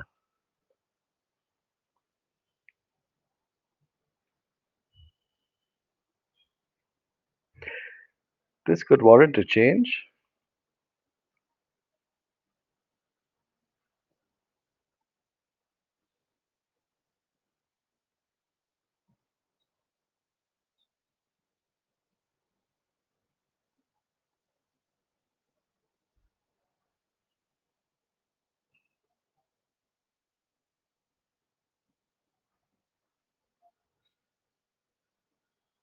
What do you think, Joe?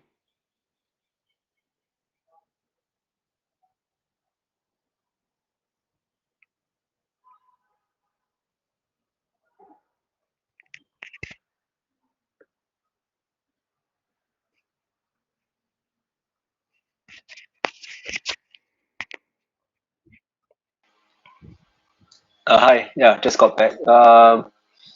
Hello. Yeah, it looks like a It's always pretty, daunting to change tiles, yeah. especially when you you don't have the advantage of a lead. That's probably explains Adisha scratching his chin. I mean, he has his tiles arranged Echo. as Drook, so maybe he will play Drook. Keeping VRR is not that nice as well. Um, Sometimes you just bite the bullet and just change all the letters or something. I mean, you might want to keep the R and the D here or something. Okay, he's playing Dunk,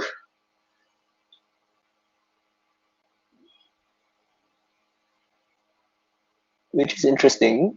Um, he takes the score, and I think when you do something like this, you're kind of banking on your opponent uh, not having. Oh wow, but that's a quick play. Okay, rubber tines. It's a nine-letter play, in fact, and comes down swiftly on the board by Affan. Amazing spot. Yeah, I was thinking like, oh, he was trying to block whatever is available in case Affan has a very strong rep, which he might have because he just played the R and the S like that. So he wanted to constrict the board a little by playing Dunk, but Affan still manages to play a nine-letter bingo. A very, very impressive play by Affan.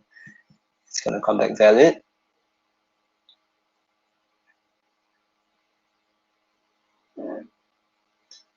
And now Adheesha has 3 Rs on his rack, and Rabatin's just opened another 4th R for him to play through. It's going to be quite difficult for him. Yeah, very impressive find, Rabbitines. And Adheesha, unfortunately,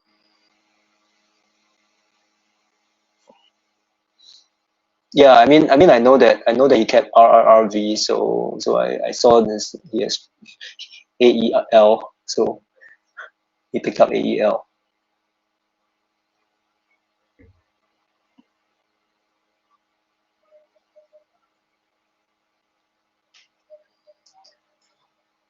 Yeah, so maybe just to introduce ourselves, I mean, this is Weibin and Sanjoy on stream. Glad to bring you this. Well, it's the second last game of the World Youth Championship, but any game could be deciding now. So Affan is 2 games ahead of the field. Adheesha is the closest, 2 games behind, and yeah, so basically Affan just needs to win one of these last 2 games, and Adheesha needs to win both games. And the last game we saw was really exciting. A game where Affan actually played 3 bingos in a row, but Adheesha somehow, and I think, through his racks were actually pretty difficult, but I think he was able to play through them calmly, set himself up for the correct spots, and he snatched a win in the end. So I'm just wondering, how does a game, what does a game like that actually do to each of the players' psyche at this stage? And these are people who are all under 18s, right? Definitely we are seeing some of the strongest minds already. This is really like the top 2 of the field. Yeah, but it's definitely not easy to to actually play through so many games. And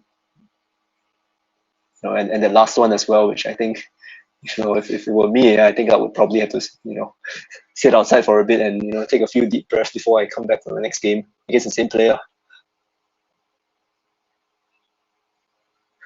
I think whichever side I was on, that was quite an exciting one. So he plays Ravers, which actually gets rid of most of his junk.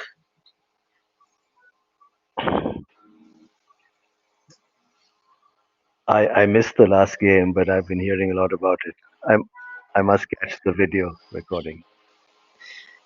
Yeah, it was a very, very interesting pre-end game, and I think Adheesha managed to set himself up for 2 spots for a bingo. So Yeah. Ravers was played. I think what would have been interesting is also possibility of Reveler through the E, which would have gotten rid of 1 more letter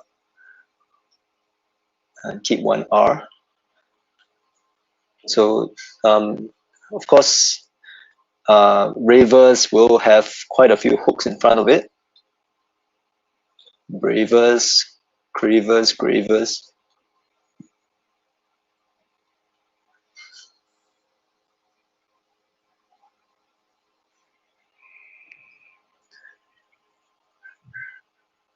And it seems like Affan has Infector, but he may have passed it up. He may have chosen to go safe, if I'm not Would you wrong. have considered a play that opened a new line, like parallel to ROMs? Yeah, you mean when he played Raver? Yeah, I think that's possible. If I didn't play Ravers there, I might consider playing like.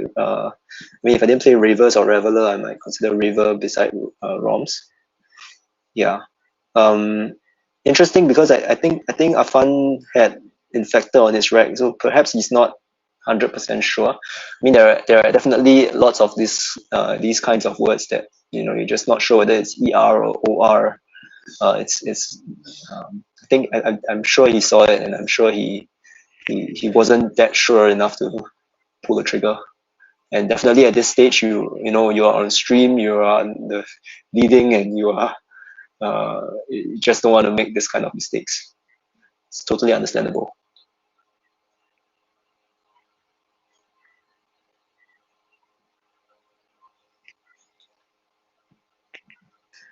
And Adheesha has Largo and two unknown tiles.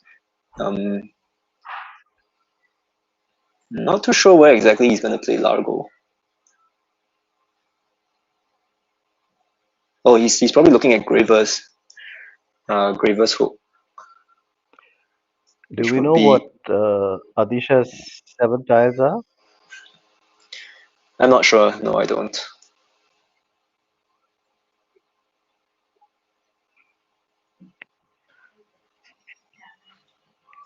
Yeah, probably need to get the board. I mean, not the rack adjusted a little bit in subsequent rounds, but he plays Largo, which demonstrates excellent word knowledge. Firstly playing Ravers and then hooking it on with Gravers. It's a really good move.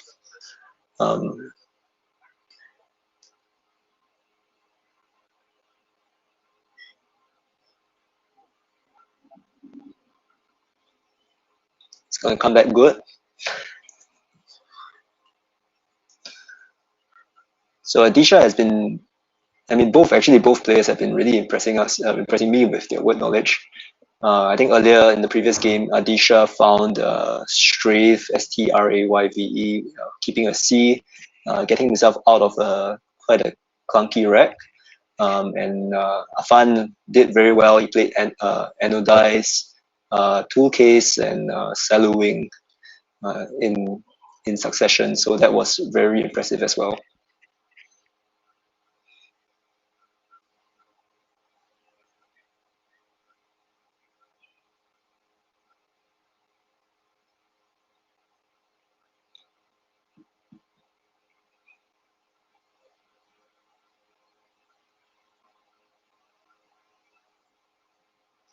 So Affan here not wasting any time. He's playing Sight, keeping I and T, if I'm not wrong. It's an LTTU. Doesn't look like Adisha is picking too well. Yeah. I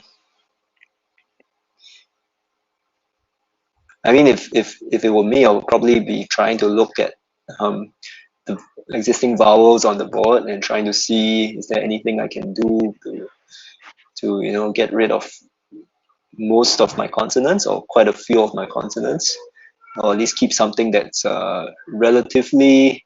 Yeah, he's looking at MUTHA, I think, which is to the A of rubber tines, if I get that correctly. I'm probably also going to spend time looking at the E of rubber tines, see whether there's anything that hits the double.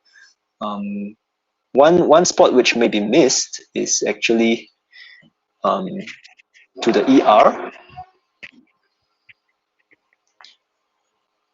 right? The ER on the board of Gravers. There are actually words that you can actually play there, and actually it's something which Adheesha might want because he wants to keep that line open, right? So something like, I don't know, something simple like mutter, or I can't see his full rack, but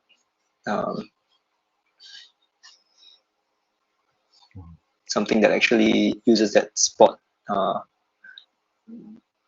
even something like, I don't know, if he has an N, then it would be like Lutheran through the ER of the ER that's formed by Ref and Gravers. Yeah, I can't really see the full rack, but I think Mata MUTHA would be a little bit of a miss because it doesn't really hit any of the premium squares, and it kind of obstructs the board a little as well, which is not really what you want in this situation. Yeah, Uh, probably mutter.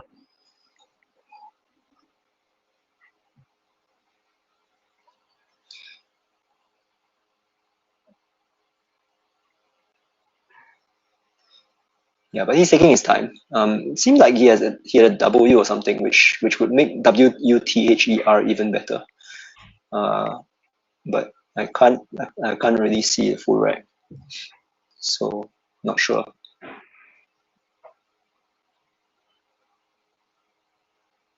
But Mutt goes down, which I think is sensible. It actually keeps that line open. Um,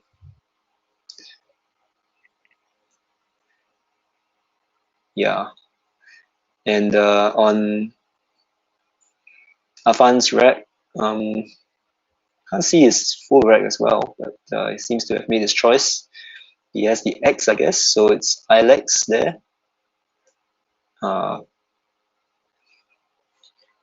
which I think Yeah, is, it's a sensible play, but Adisha could have some time issues towards the end of the game because I see there's a 8-minute gap between him and Affan. yeah. So Affan plays Ilex pretty quickly, and I think that is pretty sensible because he might be worried of like S hooks down from Lago. Just making sure that Adisha doesn't get to capitalize on them.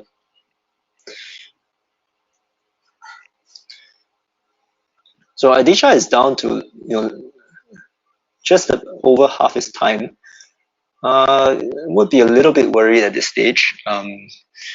But I think what he's doing is, he knows that Affan is really trying to shut down the board slowly but surely. And I think at this stage you do have to spend some time to kind of make sure that you don't get constricted all the way. It's sometimes you do have to spend that kind of time to make sure that your board remains open. Yeah, especially players like I think players like Affan um, definitely should be able to control the board very well once he's ahead. So you want to make sure that you have a chance. And Affan actually looks like he has drawn another bingo. So Adisha is going to have pretty uphill climb to make, I think.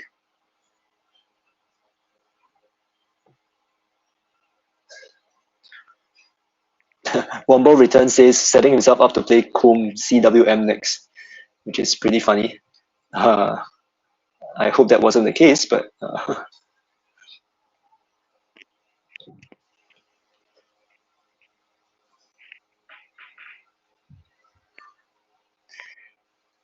and amazingly, it seems like Adisha has played something which blocks both spots for Noticia. Um, Blocks both the CAM and as well as the MA hook. Not sure if there is anything else that's playable. It looks like this play of Adisha's blocks Afan's bingo plays. Yeah, it's pretty. It's pretty amazing. I can't really see what Adisha has. It looks like he might have the blank, which might explain why he played UH.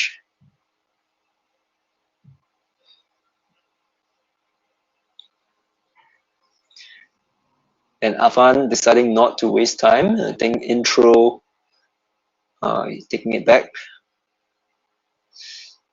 So intro does one important thing, which is block the MU line. But I think he probably is thinking about whether the opponent can bingo horizontally above intro.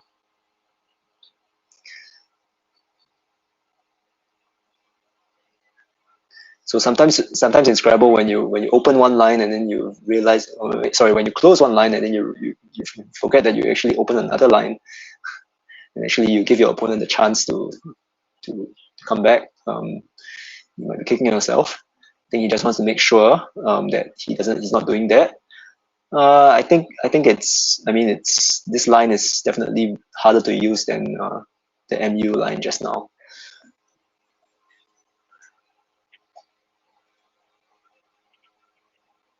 Yeah. Unfortunately, Affan only has single pointers which have playable parallel.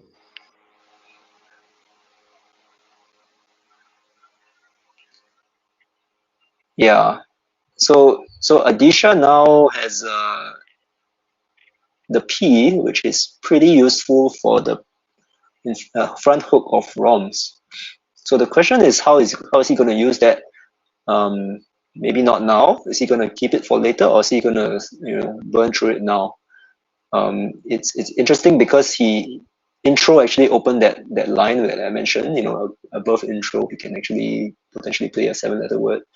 Um, but he wants to maybe use this prompts line and open it something up for himself, give him a chance at two kind of lines to two good lines for himself.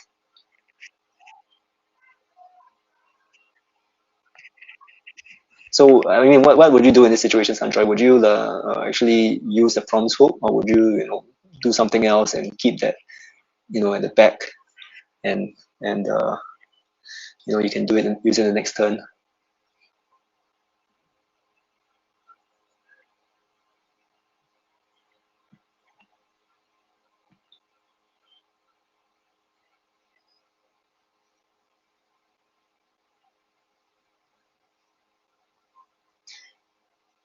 Seems like he has POWND arranged in this, right? I think Okay. Yeah. it might be a good time to use. There are going to be very few dash dash P bingos. You're going to hope for a lot of luck there. Might as well do the proms. The old EPROMs has been removed, so that's a safe play. Yeah, I mean, actually, I would love prompts to be still in the dictionary because you are behind and you need that as well. So, but too bad. Um, so the question is whether I guess he's seen PILOW, which is a great play because it actually scores so much. So, but he decides to play PAL instead. Interesting. Pilo actually, I mean Pilo, which is like I don't know whether it's an alternate spelling of pillow, but it is a word. Um, Scores so many points. I think he might have not been fully sure of it, He and decides. yeah.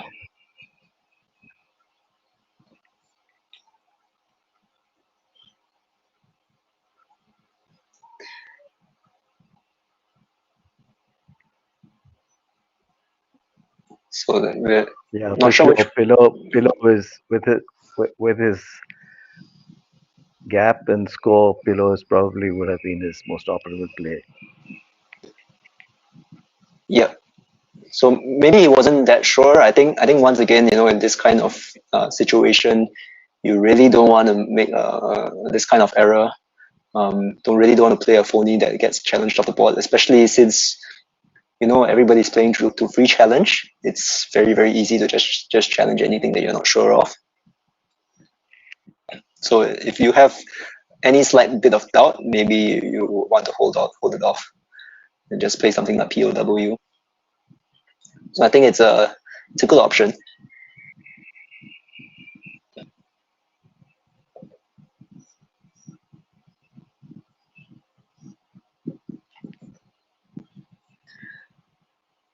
So from what I can see, Affan has drawn the Z, bunch of consonants, in fact.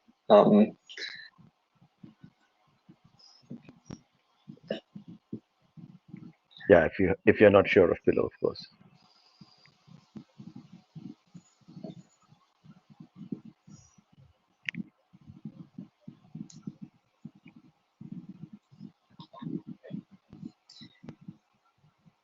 Yeah, okay. It looks like he's played ZA,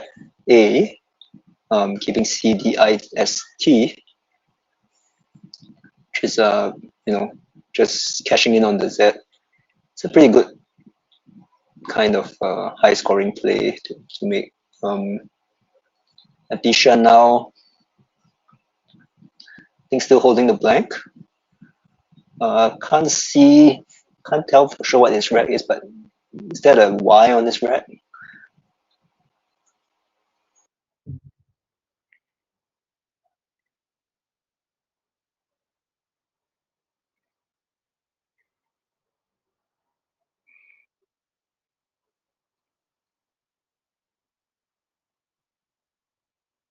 It looks like it looks like yield EILDY, a blank, and the sixth seventh tile is unseen. Yeah. So, oh, he picked the J. Okay. So I guess it's unlikely that he has a bingo in this rack.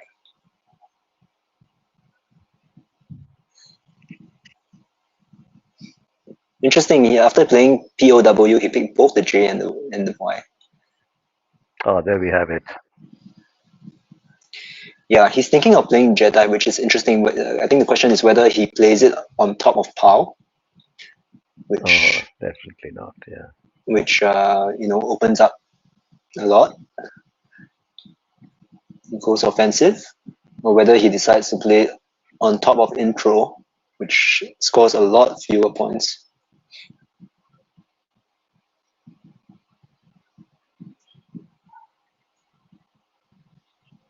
I think that the thing about playing Jedi is that on top of intro is that it doesn't really give you very much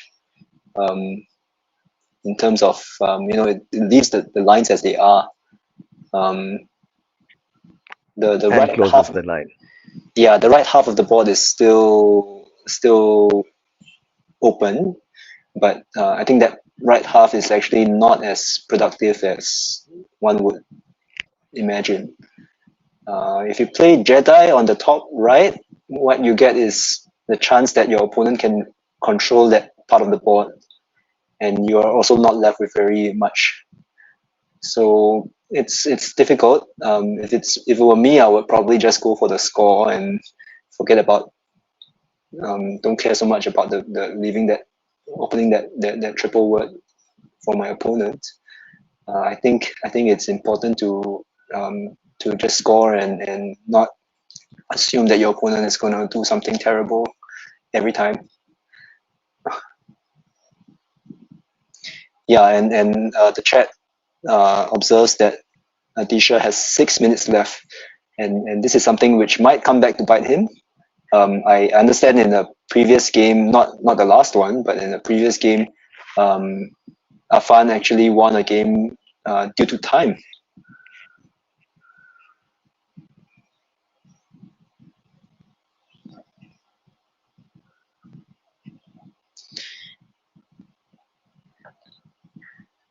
Some comments saying that Jedi on the left side is too much sacrifice. I tend to agree. I tend to agree. I mean, it's hard to say. I guess it looks like Adheesha might have picked like something like non-oily on this red. Wow. I hope he spots it. Yeah, so non-oily hooking on POWN would be a pretty crazy find after playing Jedi on the left.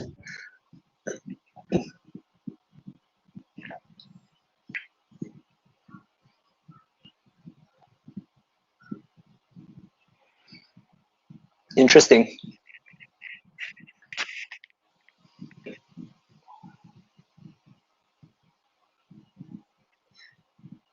Yeah.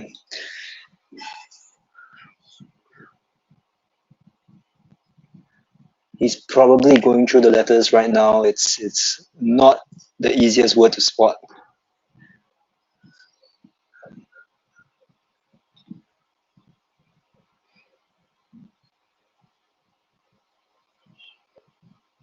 And he's on time pressure, so it's a difficult one for him. It is also the only 7 on that rack. It looks like he has not spotted it. Oh, it's tough one, tough one.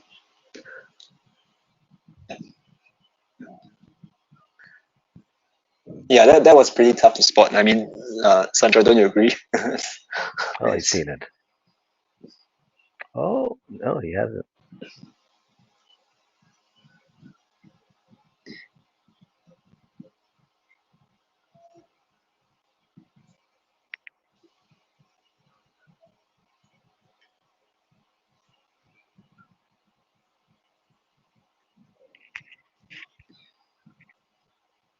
no-nil is well. I mean, it's probably a good second option. I think. Um, Yeah, certainly a tough one to spot. Two O's and a Y. I mean, one of the creative options would be to play something, setting up. Affan seems to have a ISPUER. Oh, okay, so he played upraise. So it seems like the game is pretty much over, um, unless Adheesha can come back with 2 bingos.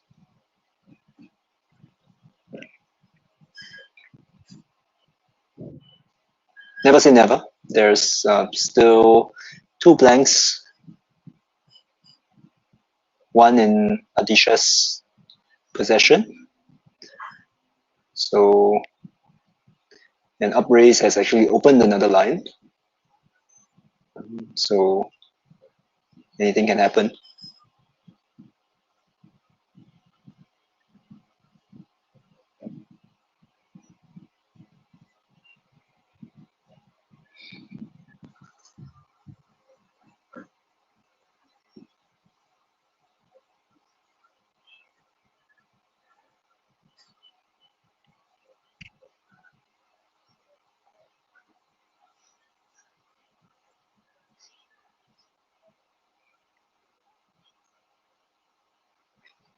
Unfortunately, Adisha's picked up another Y.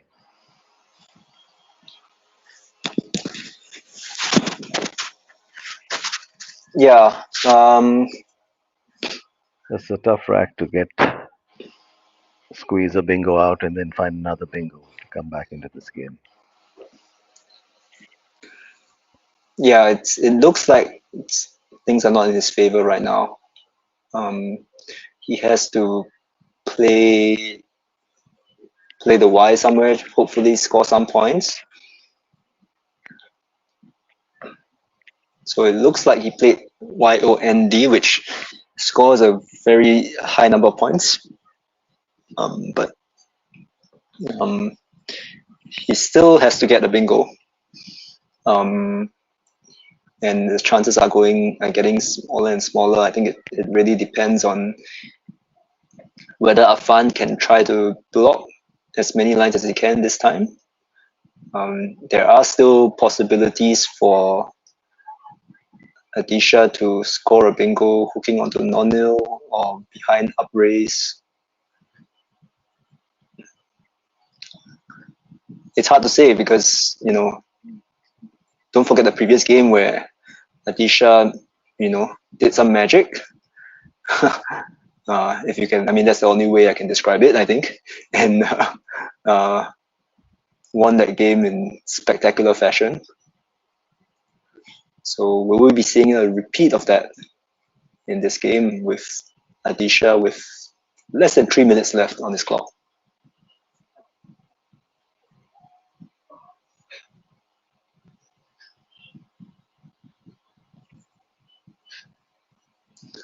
And unfortunately, we aren't able to see the full rack of Adheesha, but it looks like he does have an S, so he has the hook, one of the important letters that goes behind Yeah, Adisha's upraise. trailing by 82 points. His only place for a bingo is hooking below upraise with an S or a D.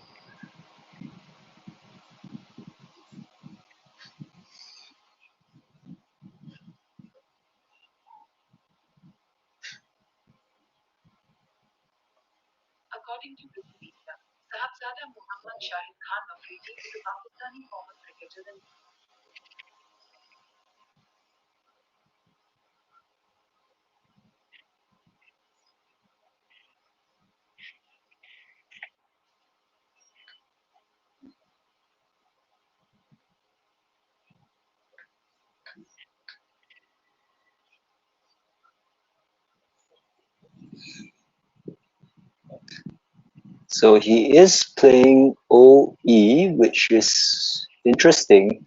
I can't see his full rack, but I believe, I mean, I was thinking of whether he's going to play something like O and O beside non-nil. But the fact that he's playing OE might kind of Well, suggest that Adheesha is doing a very good job of concealing his tiles. yeah, it might kind of suggest that he has lots of vowels. Oh, he is switching to O and O. Okay, so he does see the need to open another line.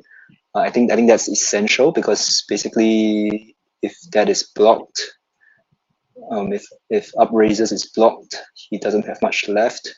He has to threaten another line, which I fully agree with.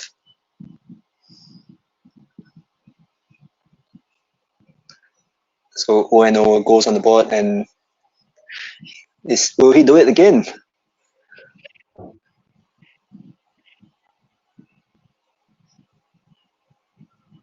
And can't really see what Affan has on his rack right now. Camera is a little blurry, but it looks like he also has a blank or something. So perhaps he will,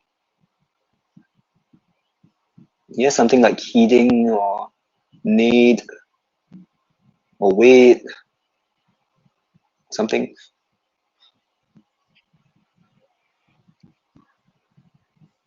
Uh, might not be looking at his rack correctly, but maybe he has an O Yeah. instead of. Hmm.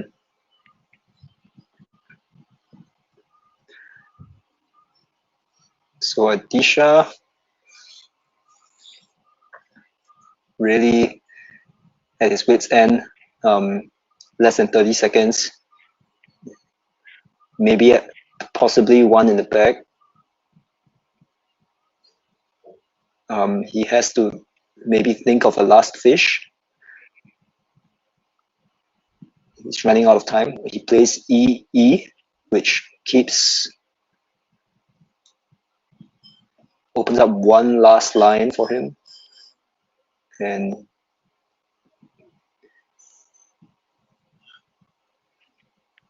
looks like it might not be enough even if he bingos right now. Yeah, so I think Kalamanchi 15 on YouTube mentioned that EEEAIS blank on Adheesha's rack, which is probably why he was very uncomfortable with O and O. He was thinking of playing VOE.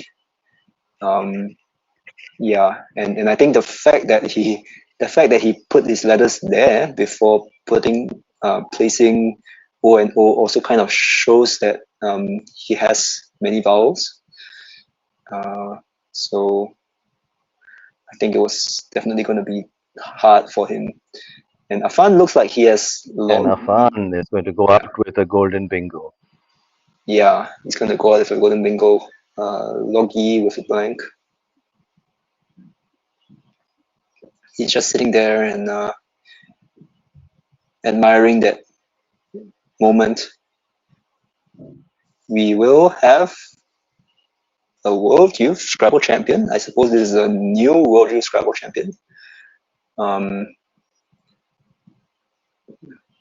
Very amazing games that I've seen on stream.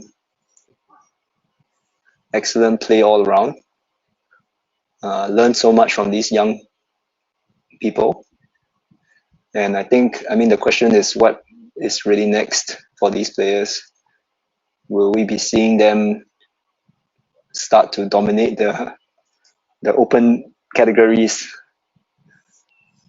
I believe some of them already are, in some sense. So,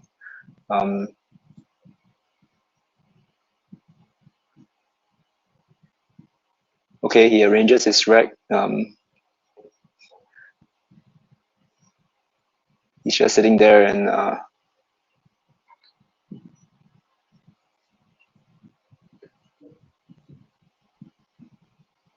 thinking.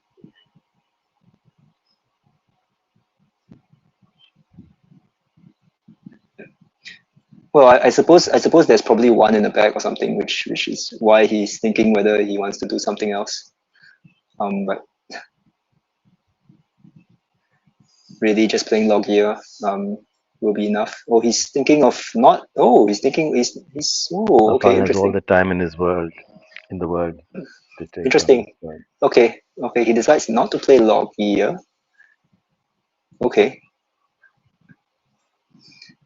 I think he's just. Is he just taunting his opponent? Well, I mean, I think he just wants to be sure that he plays a word that he's sure of. Uh, yeah, he's just not. He just wants to be 100% sure. I think at this stage, make sure that you play a play that you know, a word that you know. If there's any slight doubt that you have, you might just pass it up. Decide to pass it up instead. I think he's going through one of those moments.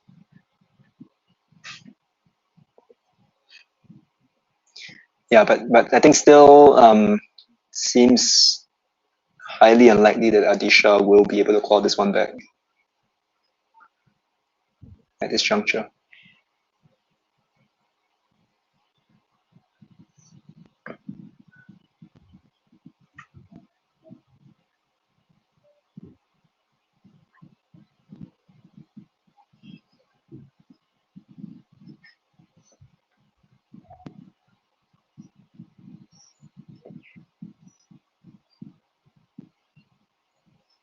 Okay, he takes the letters back. He wants to give it a little bit more thought, which is definitely is the right thing to do with the amount of time that he has. I think even playing something like Goji, Goji will do.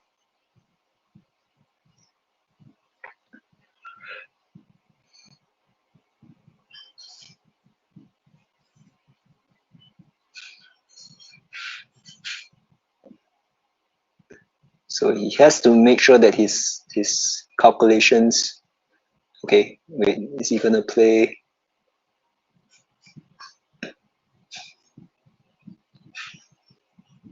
O G G I.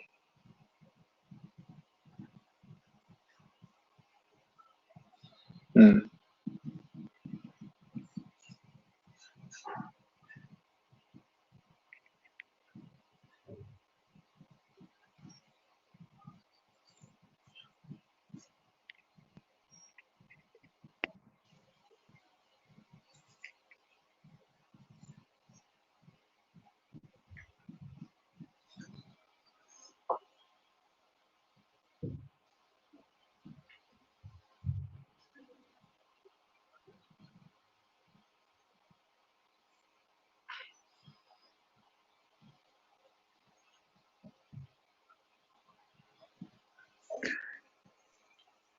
So we see Affan Salman on the cusp of becoming the world youth champion.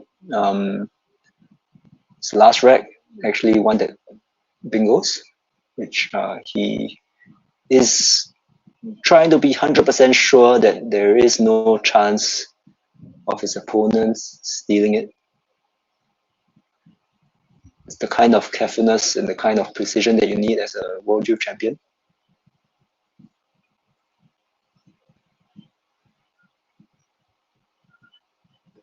And he plays gig.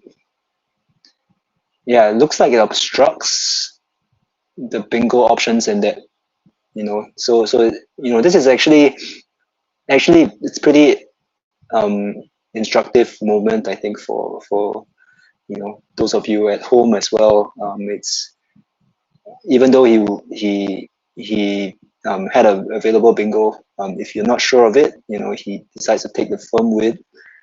He's probably run through all the available letters that Adheesha could have to make sure that he has nothing that can be played, at least in that spot, maybe in the upraise spot as well. So I think some kind of careful play required there, just to be sure and just to, make sure that you can win the game.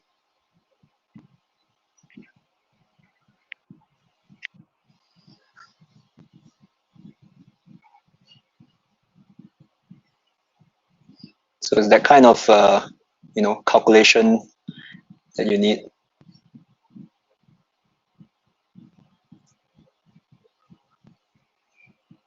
Okay, so he plays Beast, and all right. So congratulations, we have a new world youth champion, Affan Salman from Pakistan. Congratulations.